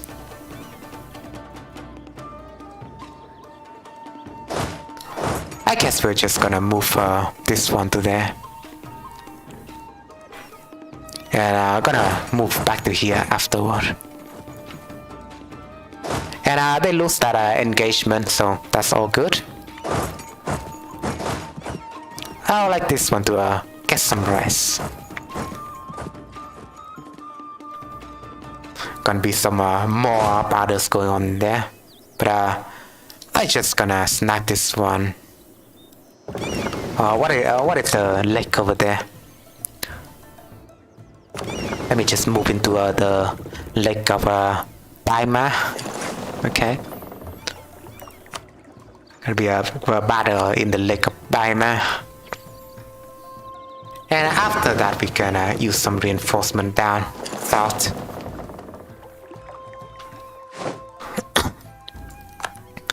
Seems like we are winning that battle because we're capturing their ship in the process as well.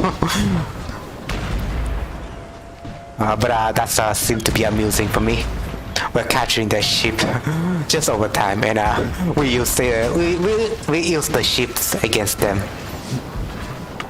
They're gonna lose, and we did have some reinforcement.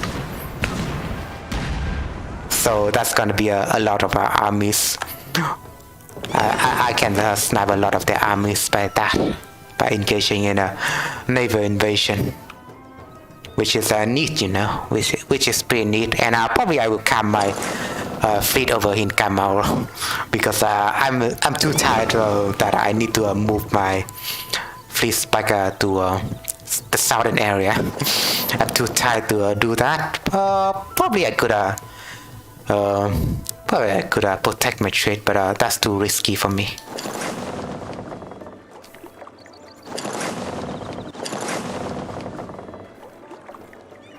Maybe there's gonna be another naval engagement for some reason between Lansang and Bagmani, so I just stay here.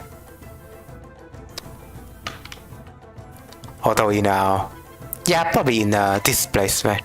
Or not? I wonder what's up with that.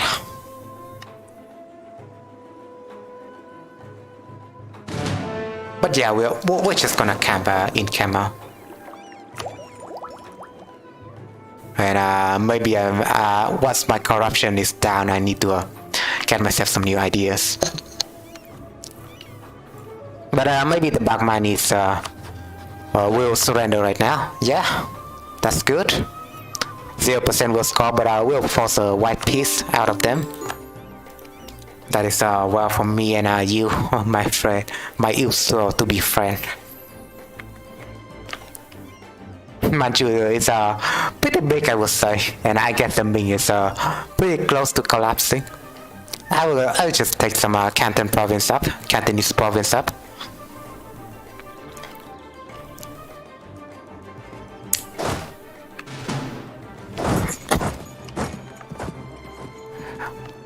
But they seem to be close to fully occupied, and the OG is not surrendering to. Maybe they will surrender with length of war. I can be a little bit more stubborn here. Let's just say length of war modifier doesn't really affect players, so to say, right? So it kind of gives the players a bit more advantage.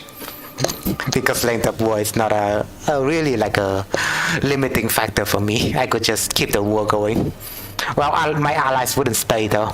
Probably my allies wouldn't stay that long, but their war enthusiasm seems to be still high, so I will take advantage of that.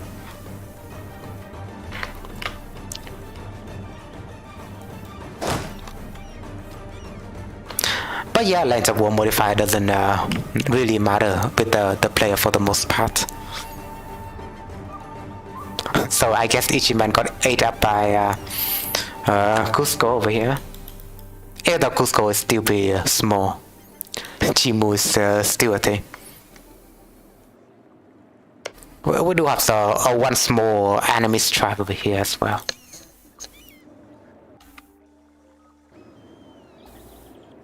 But yeah, when is the war's gonna be over?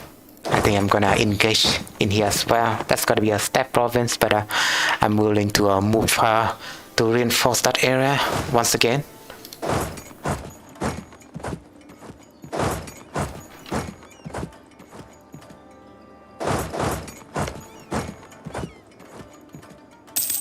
I will just leave Pad Pai whenever possible because he's a god tier general. He's one strong Polish man. I mean the weakest Polish man. But even the weakest Polish man, you know. Even the weakest Polish man. If you've seen World War II, you know what I'm talking about.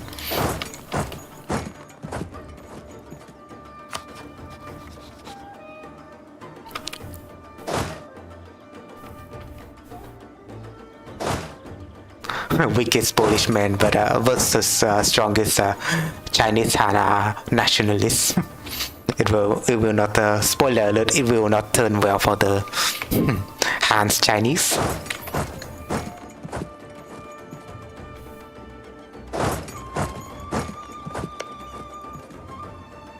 Seems like Han Lansang just foolishly engaged in that battle, but I'm still reinforcing. They would need to wait, you know. They don't need to hesitate it that much. Maybe I'll set a focus to them to be more defensive.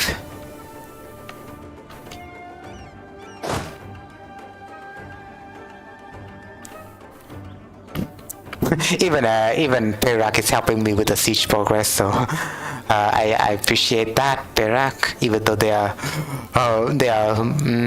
way down in the south. They did take some time to arrive there, I would say.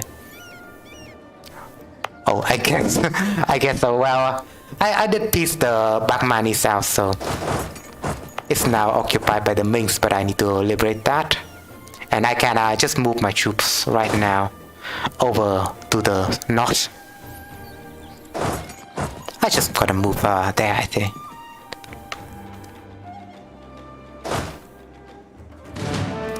Gotta move straight to there to reinforce the armies.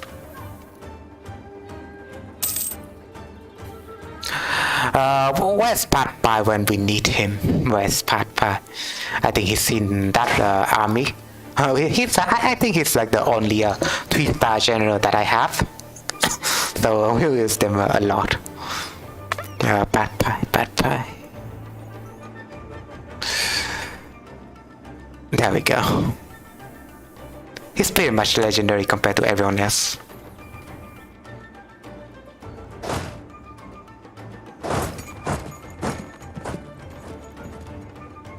Well, in the future, maybe I want to get that. What is the monument? Somewhere around here, I think. Yeah, in Ningxia.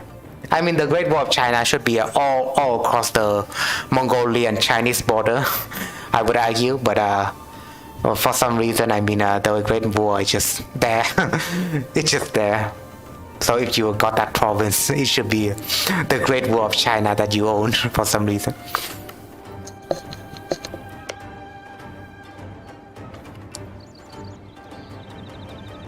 But yeah, the Great Wall is a great monument that you can have. It will make you a really defensive civilization, and I will prefer that because I do have some defensive bonus in my civilization.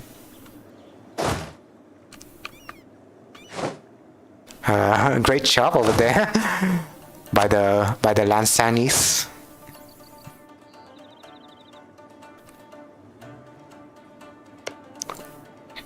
That's such a Sigma mindset. You don't need your ally. Just gonna engage the battle on your own. Maybe I can snipe some Nif armies like this.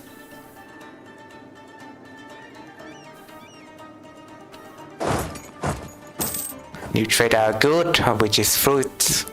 Well, I don't really like foods. It's like a really low tier trade goods, but there's something special in this game. I mean, in this mod, because you can build a manufacturer like so, and you can just change your resource output, which is pretty neat, I will say.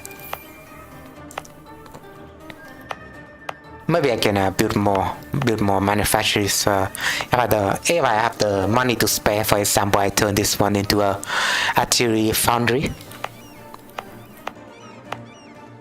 Let's check the resource map mode. I need to convert some vegetables into some better resources. Probably we can use some thing over here. Or this province, this 14, so probably we can upgrade that. 14. Maybe I will build something on here. I think it's a good idea. We can destroy a temple. We can destroy a temple. Or we can develop it even more. I can just build it right here. Build an artillery foundry or something else. Or I will save the money for one of these. Or maybe munition, and require me some technology though. For now I can just build a artillery foundry, so let's just build them, right? I'll build them over here.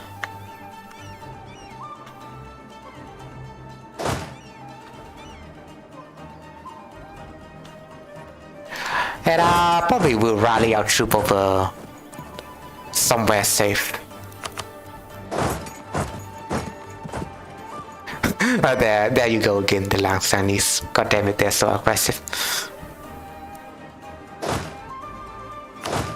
I will leave some pocket troop to autonomous siege as well, if you don't mind.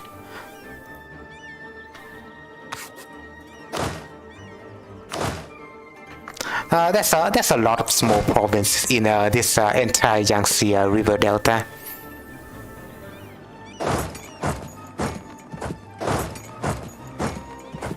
There's some Bengali province in here, which is funny.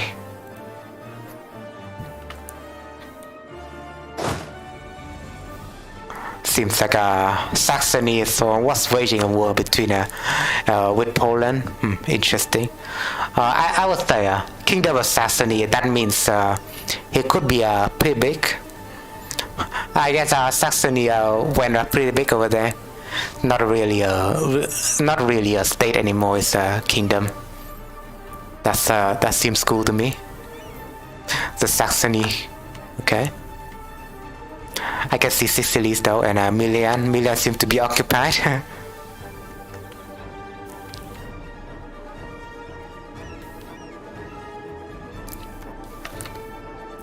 Gonna snipe some troops, if you don't mind.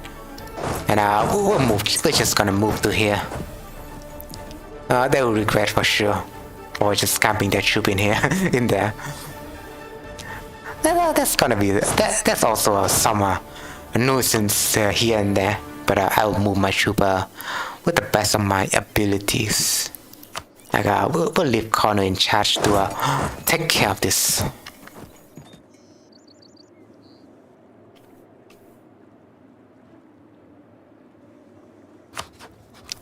I mean, over time, the game's gonna be pretty laggy as well, if you don't mind.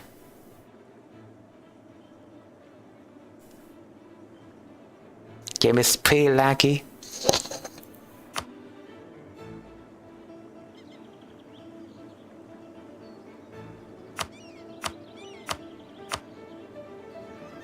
Although I haven't changed my, I think I haven't changed my game. Yeah, that's the reason I haven't changed my gameplay to be Europa Universalis 4, and it's still Age of Empires 2. Well, that's my bad. But I need to probably need to change it right now. I haven't changed my game category. That's the reason. I could use a moderator actually. When it comes to a micromanage thing like this, when I'm playing a game, for example, I need to set things up, and probably I need a moderator. So hey, if you want to be a moderator of my stream, please let me know. For example, mute myself here. I haven't changed my game category to from Age of Empires 2 to Europa Universalis, and that's like my bad. Hope it's changed now.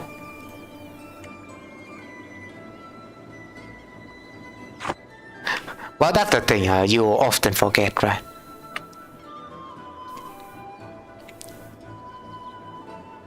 That's the reason the whole stream was doing well, less more than before.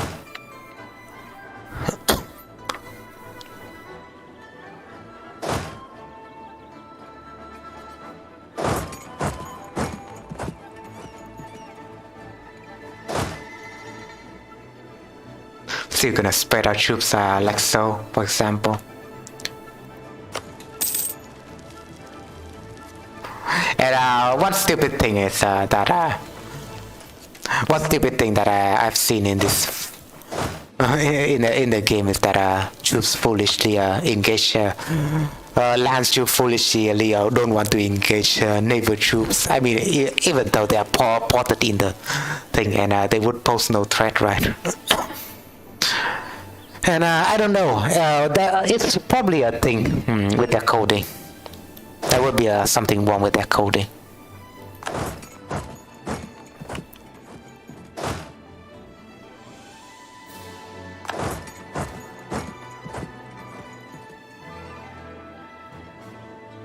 Did they just retreated? Oh, they just retreated right there. But I will reinforce this with Pad by troops, if you don't mind.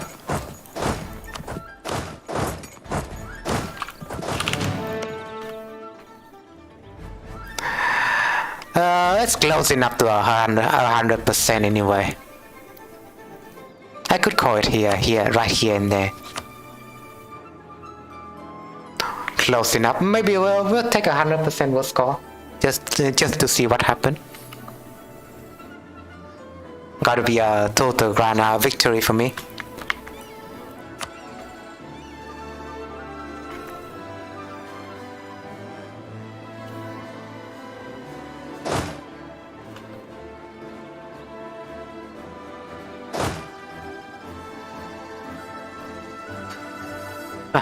Still pretty lucky though. Pretty lucky if you notice.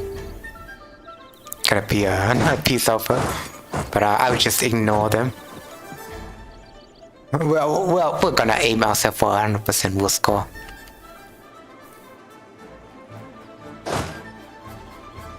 Because probably right after this, China would cease to exist. I think they get more invaded by the Mongols. I mean, by the Manchus, right? The Manchurian.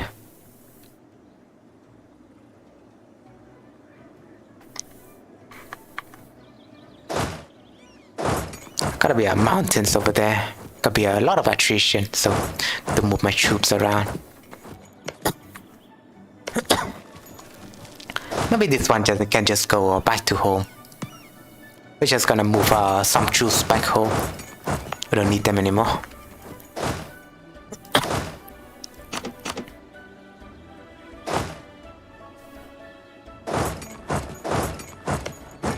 And before I forget, yeah, how's the fort doing?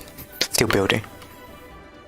Probably this fort would get built longer than I expected. So maybe I would destroy this castle. I don't really need that.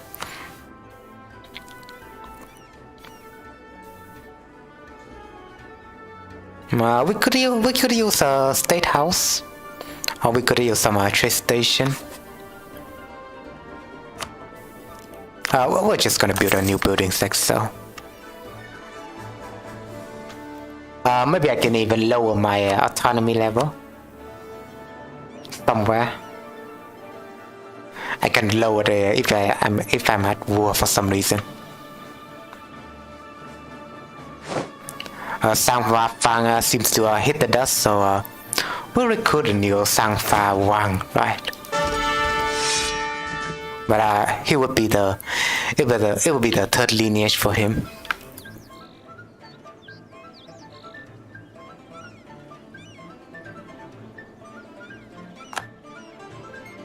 Although I'm hitting a little bit over the naval force limit here. I think I can even rival the British in terms of naval right now.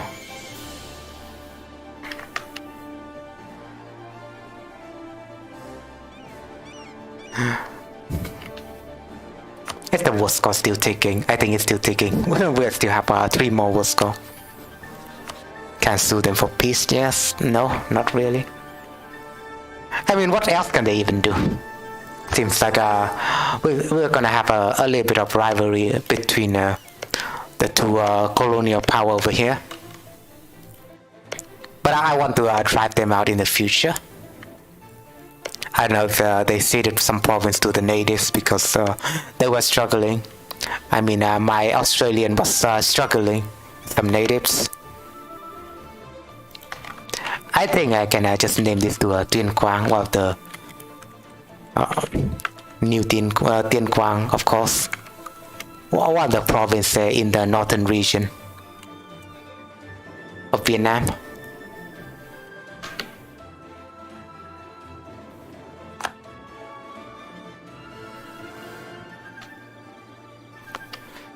I think the most noticeable should be the big and strong province, so we'll just name long names to the big province. I think it's a good idea. Oh, and we'll finish improving relation with them, so I can ask a little bit of their trust.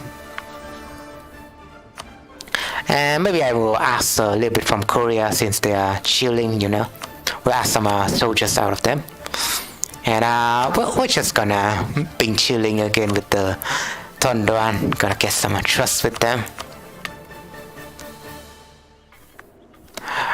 Maybe once we hit the 100 trust, maybe they will reconsider. I will not join his offensive war, but I'm just gonna enable this for now.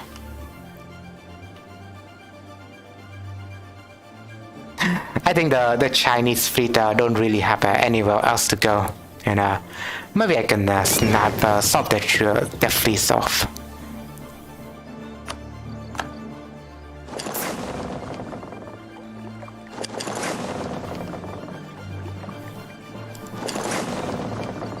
We're just gonna chase these 5 ships like this. I think it's funny. Get some more war score, you know. We're chasing them. We're chasing them across the rivers. It's so funny. Okay, that's gonna be battle. That's good. We chase them. We chase them around, you know. Why are you running?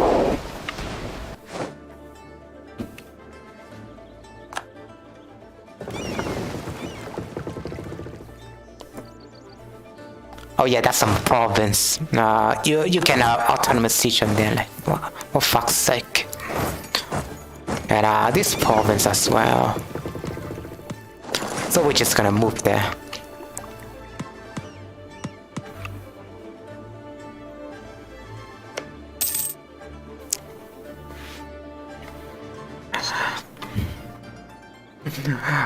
This province is so hot. In fact, it's named Hot. We do see some funny province name from time to time. The Manchus, so big.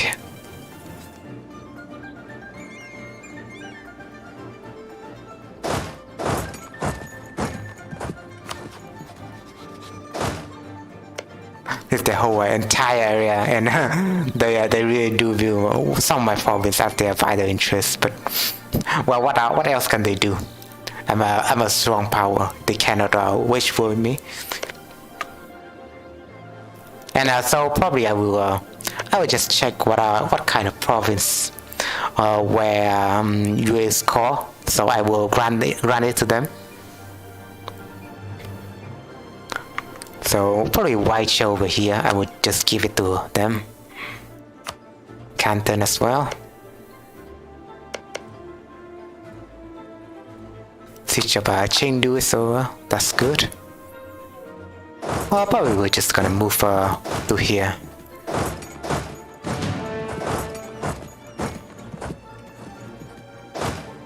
Probably I will just gonna leave half of my troops back at home.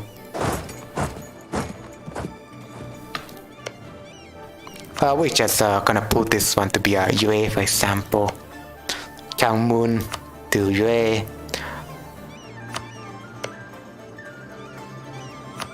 This guy as well. Leave all of them to my vassals.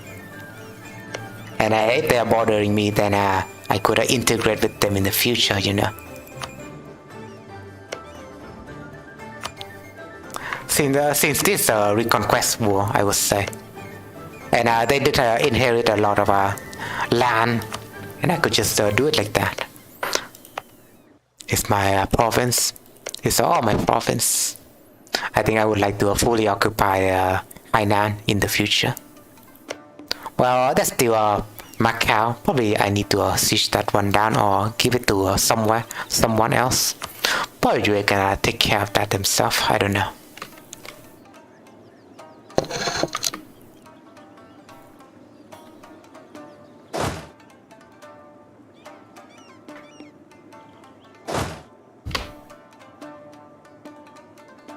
I think we do have a lot of vassals already.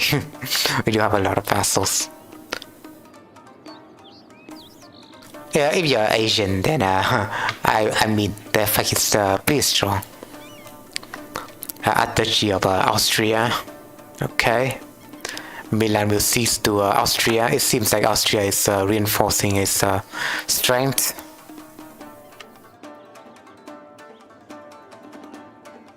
The Milanese kingdom. Some blockaded port, and I can snipe that out very easily like so. Well, they're also, I guess, camping on there as well. So I will just engage this one first. Boom, there we go. They have nowhere to run, nowhere to hide. One captured ship. But I want to sell my ships. Well, in the future. Cannot leave a lot of obsolete ship around. I guess with this one I would just retreat them. I will retreat them back to the capital.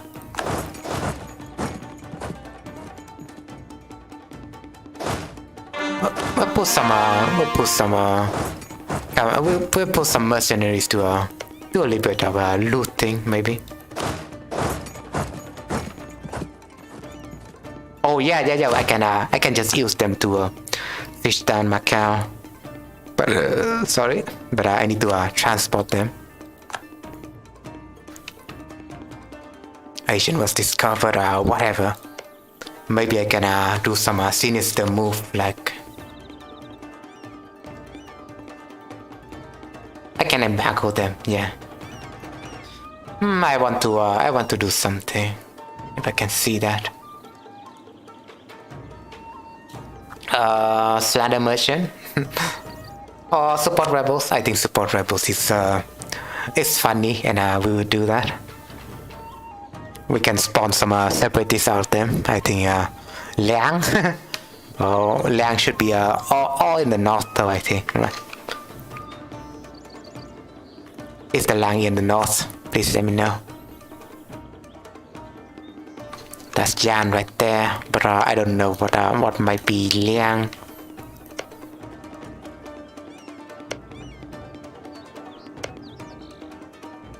Although there is a Vietnamese word for them, I think, but cannot recall. They do have a lot of provinces in the north, but they are far in the north. Although it should be easier to just spawn them out, I guess. And I would like to know what kind of. I guess we'll support the Liang. Also the UA. Maybe we can use the UA revolt. Probably not, since I would just get their province, right? Mongol separatists. If I can spawn Dalis out, I would do that. The separatists. Although there isn't any chance for the Dalians for some reason. Let me just check my YouTube. Separatists, maybe? No, not really. What's the Chu? The over in Changsha, so I will find that province.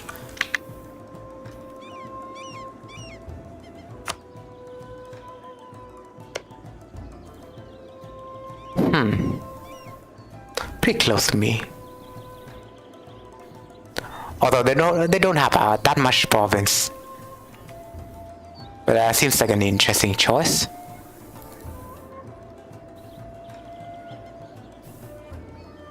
Maybe I will do that. Maybe I will support them. Why not?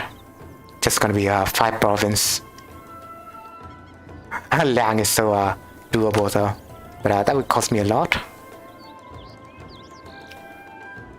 We'll support the Chu maybe. That would do for now.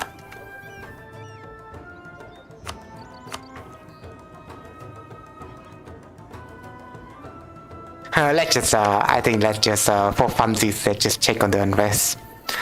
1.8 over there by, I guess for exhaustion. I guess we'll need to wait for 1 more month.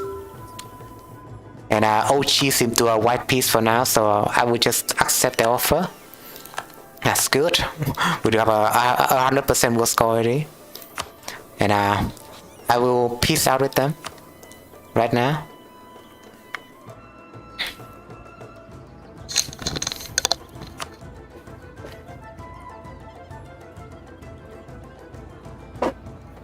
But yeah, that's it for today's stream. I will do this peace deal and then we're gonna off.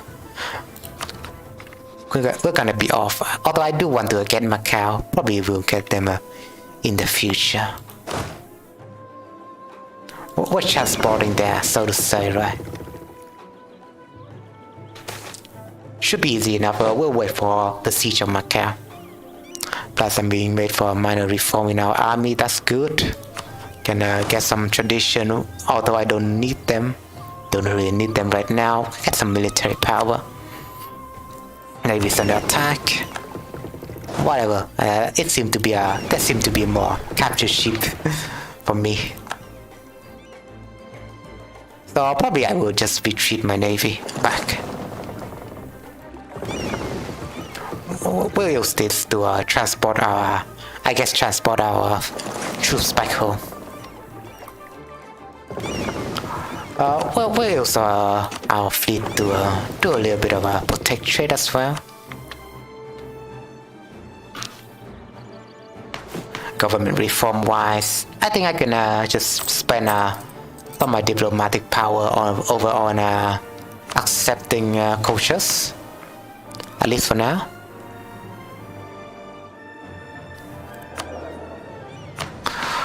The actionist seems to have a lot, so we'll promote them up.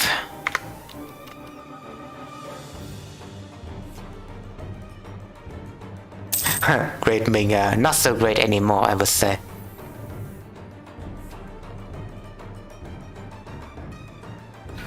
Can to embrace colonialism or good, I guess. Yeah, when the corruption went down even more, I shall spend some of that.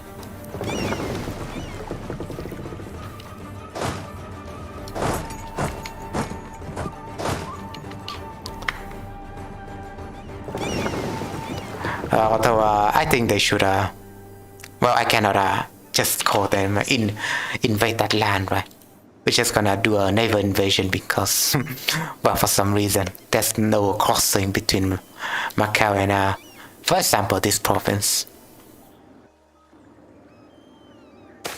It seems to be a nice zone for me, and a lot of people, right?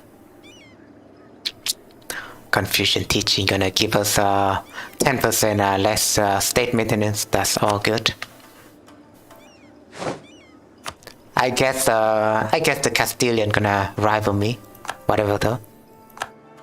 Don't think they're gonna do much to me, unless they have some interior plan to invade Southeast Asia. They are probably aiming for Philippines. I don't know.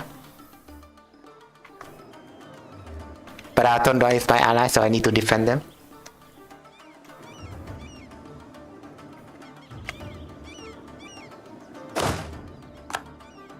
of course gonna siege down. We don't need to siege down anymore, I would say. That's well, do we even need more war score? I would say we don't, right? Let's just save the attrition. We're just gonna go back like this. The war is basically over at this point, but I'm just gonna. I need to siege down Macau first. There we go. That's all I need. I need Macau. I need Macau so bad. That's all I need, you know.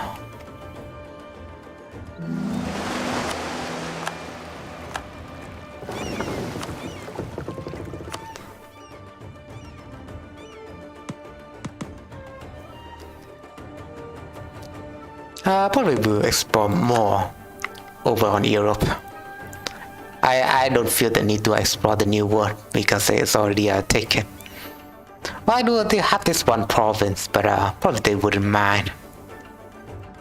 I'm gonna do some conquest over in the Aztec region.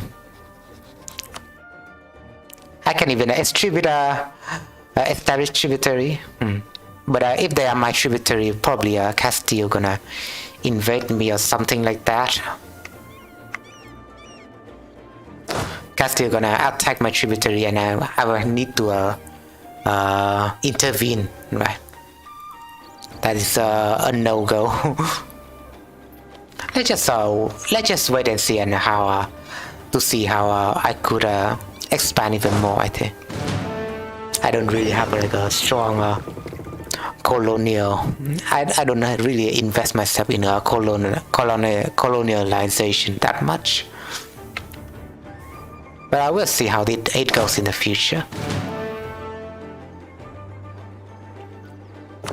Gotta transport this troop back home though. Like back into the main capital again.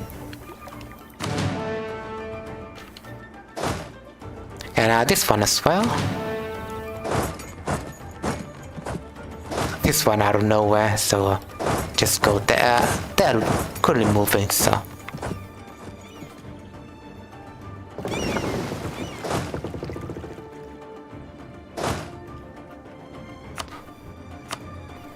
Although they are called for peace, so I still need to get Macau. Oh, can you hurry up? Can you please hurry up?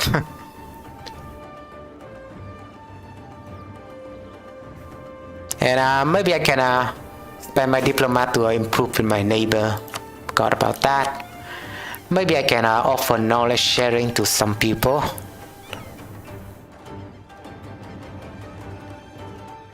Not in Africa though, right? Just some small places here and there. This would be a 0.5. 0.5, and this one is 0.2. But yeah, we'll offer them this, so they can prepare themselves for the Spanish invasion after that. You can even take on their debt, for example, to higher his opinion. Can improve a little bit, but not much, I would say.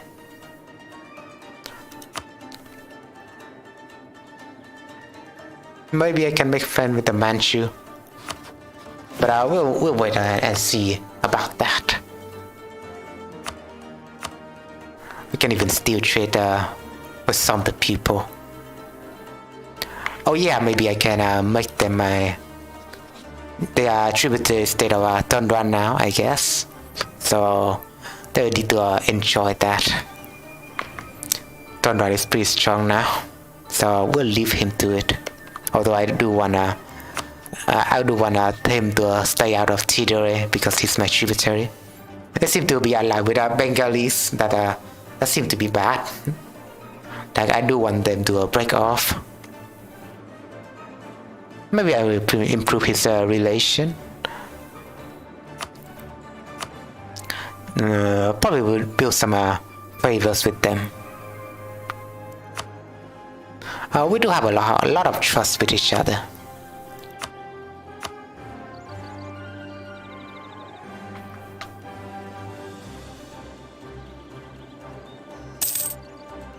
trading in ships. That's good.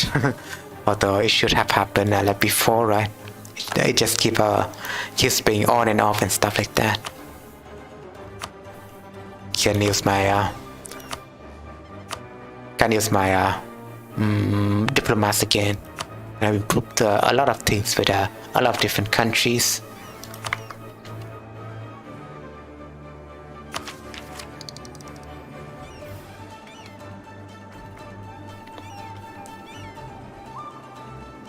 Although if I unlock that trade station right there, it would give me a lot of opportunities. So maybe I want to research this up. And another idea group would be enjoyable for me to grab. So probably I will get this now.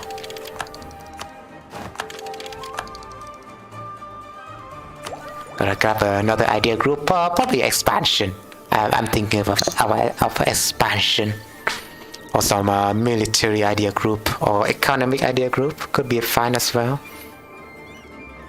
But I think expansion, we need to take them as soon as possible, right? We'll benefit more from expansion idea now.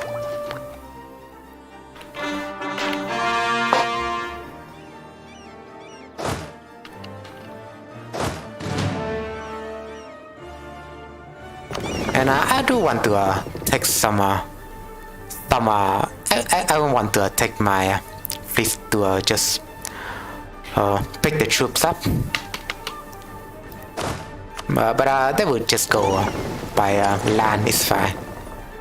Some of the rivers they are pretty handy though, and you could just pick the troops with the transport fleet right in the middle of Chinese heartland.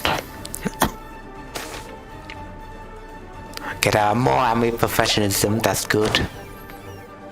And I can unlock the conscription army. That's real good because I can regain manpower. I guess we can just do it right now with this pocket troops, right? We just get the manpower back.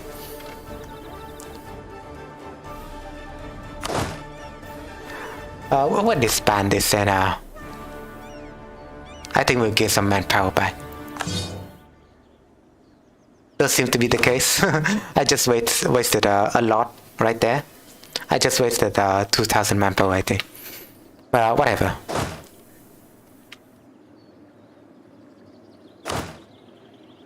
I thought I unlocked this. I thought I unlocked that.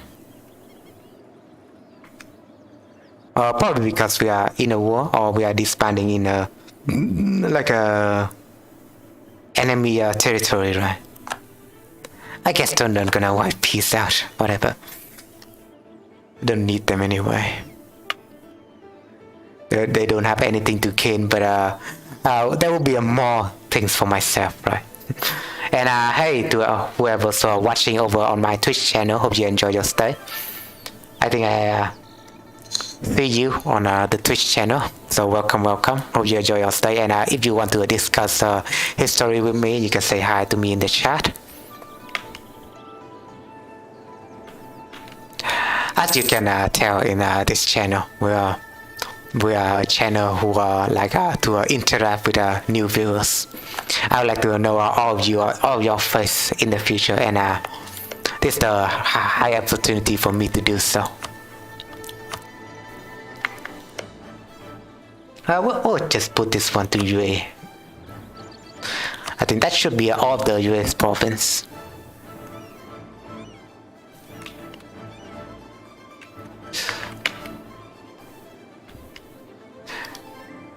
And yeah, just gotta wait for that Macau to be taken, and then we'll call it a peace. There we go. Just gonna... We waited so long for this, but let's just peace out.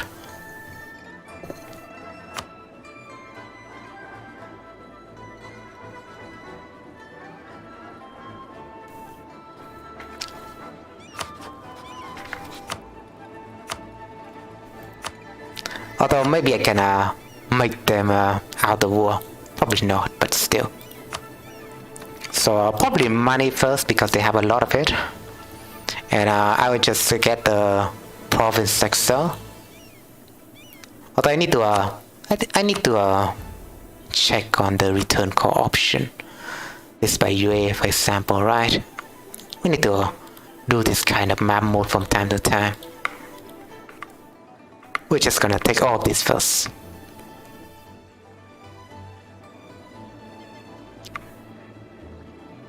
Yeah, that seems to be the place, and I could use some Hainan province, like so. Maybe I need to take over the whole Canton region. Maybe I can even release some nation, who knows? But probably Dali. Probably I could release Dali. I haven't occupied any of their province. That seems like an idea. They only have like 4 provinces, though, I feel like. They do have some Bengalis province over there, so that's good. So I will take some of the... Oh yeah, and this is the thing, I can actually just take their province and exploit them. So we wouldn't suffer over. I would like to try this. Like I've seen some players who play EU4 before, and so I would like to try this. So basically, what they do is like when they're about to vassal release a nation, they just gonna get their territories and get the concentrated. Probably you need to call them first before you do that, but I cannot tell. They will just they will just do the concentrate development into our lands and stuff like that. Territories are not states, you know. But they would be still territories. But let me see. Non-core territory at least.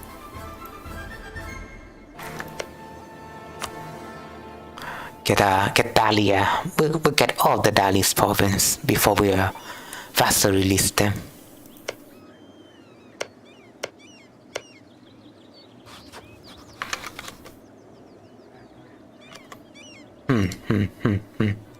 Yeah, like this. That's all the Dali's province. Well, except this one.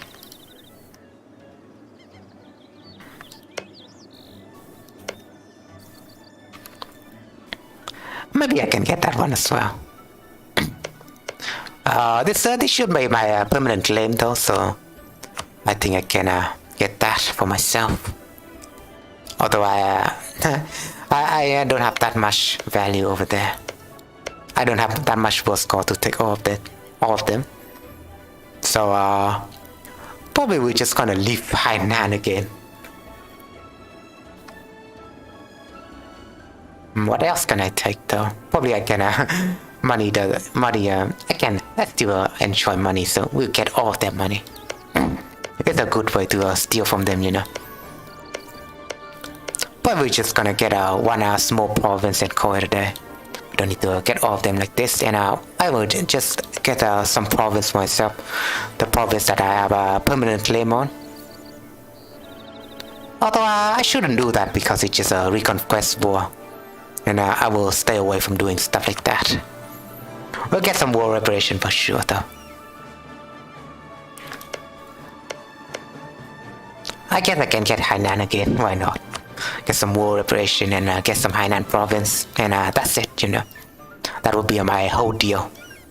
I can get Guangnan to because I don't have claim on that for the first part. But I can release Dali, so I will do that. Yes, that's my piece of I think it's good, and it hit the 100% war score, so we'll do that for now. Can't return call, but I will not do that. But there we go. We can revoke call, right? We can revoke some call, but we'll do that later. I don't think it even matters. So we'll send our regards to the Chinese government. We'll send our regards to the Ming's government. Get a lot of stuff in return.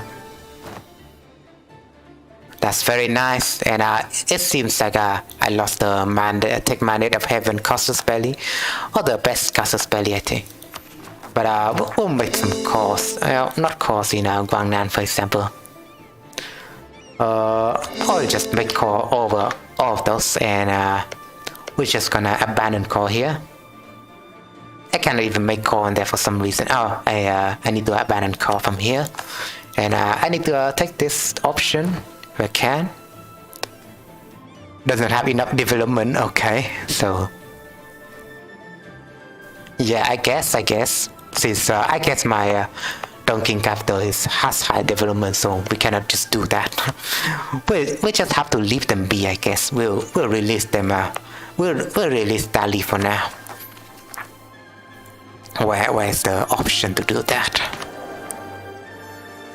Well, we'll release them as new vassals. I do have one more slot, so I just do that.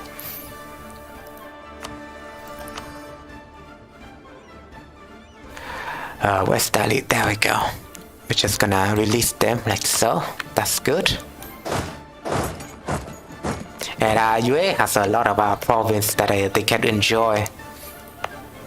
Well, aside from those places, but maybe I can call them. I will call them.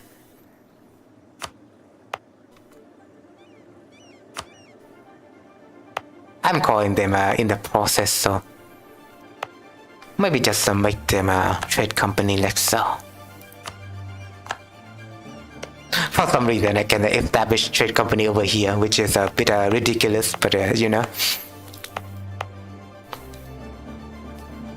Well, if they are a trade company, then I would have more trade power in Canton region, so that's good because I can just transfer more trade power over to Malacca for some reason, for obvious reason. But it seems like our new border is over there is great, even though we just take a little bit here and there, and we don't really take much. But we did grant a lot to our grant a lot of lands back to our vassals. So this has been episode 16 of me. Although there's some decision there I need to take. Invite Consi Federation. Chinese mining collectives are eager to begin exploring the gold mines of Borneo. Okay, that's interesting because I do feel like there's an option to spawn like a Chinese region over here, right? We should allow them to set up a self-governing communities so that they can perform their work most effectively. So let's see.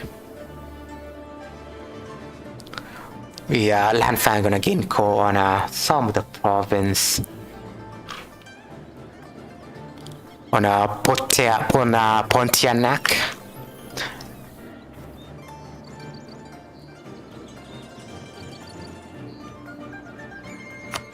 Oh yeah, I do remember they're gonna spawn out from there. So that's like a decision that I can take. Do I want to do that though? Just gonna give them our silver mine like this. Should we do that? So culture gonna become religion, gonna become confusion. Again, place production, release San Fan as the independent state. And enact Confederation. They can be a republic, yes. Okay. Pontian's gonna be a. I don't know.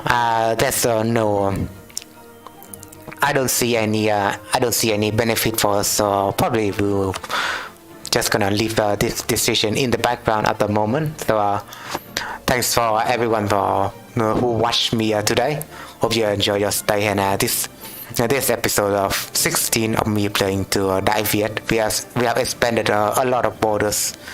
I mean, we have expanded our borders on today's episode, so I feel content with that. So that's been me, Sui. Hope you enjoy your stay.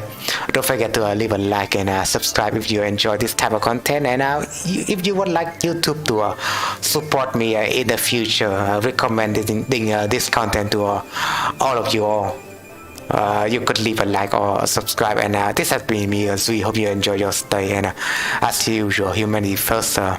Stay safe, everybody.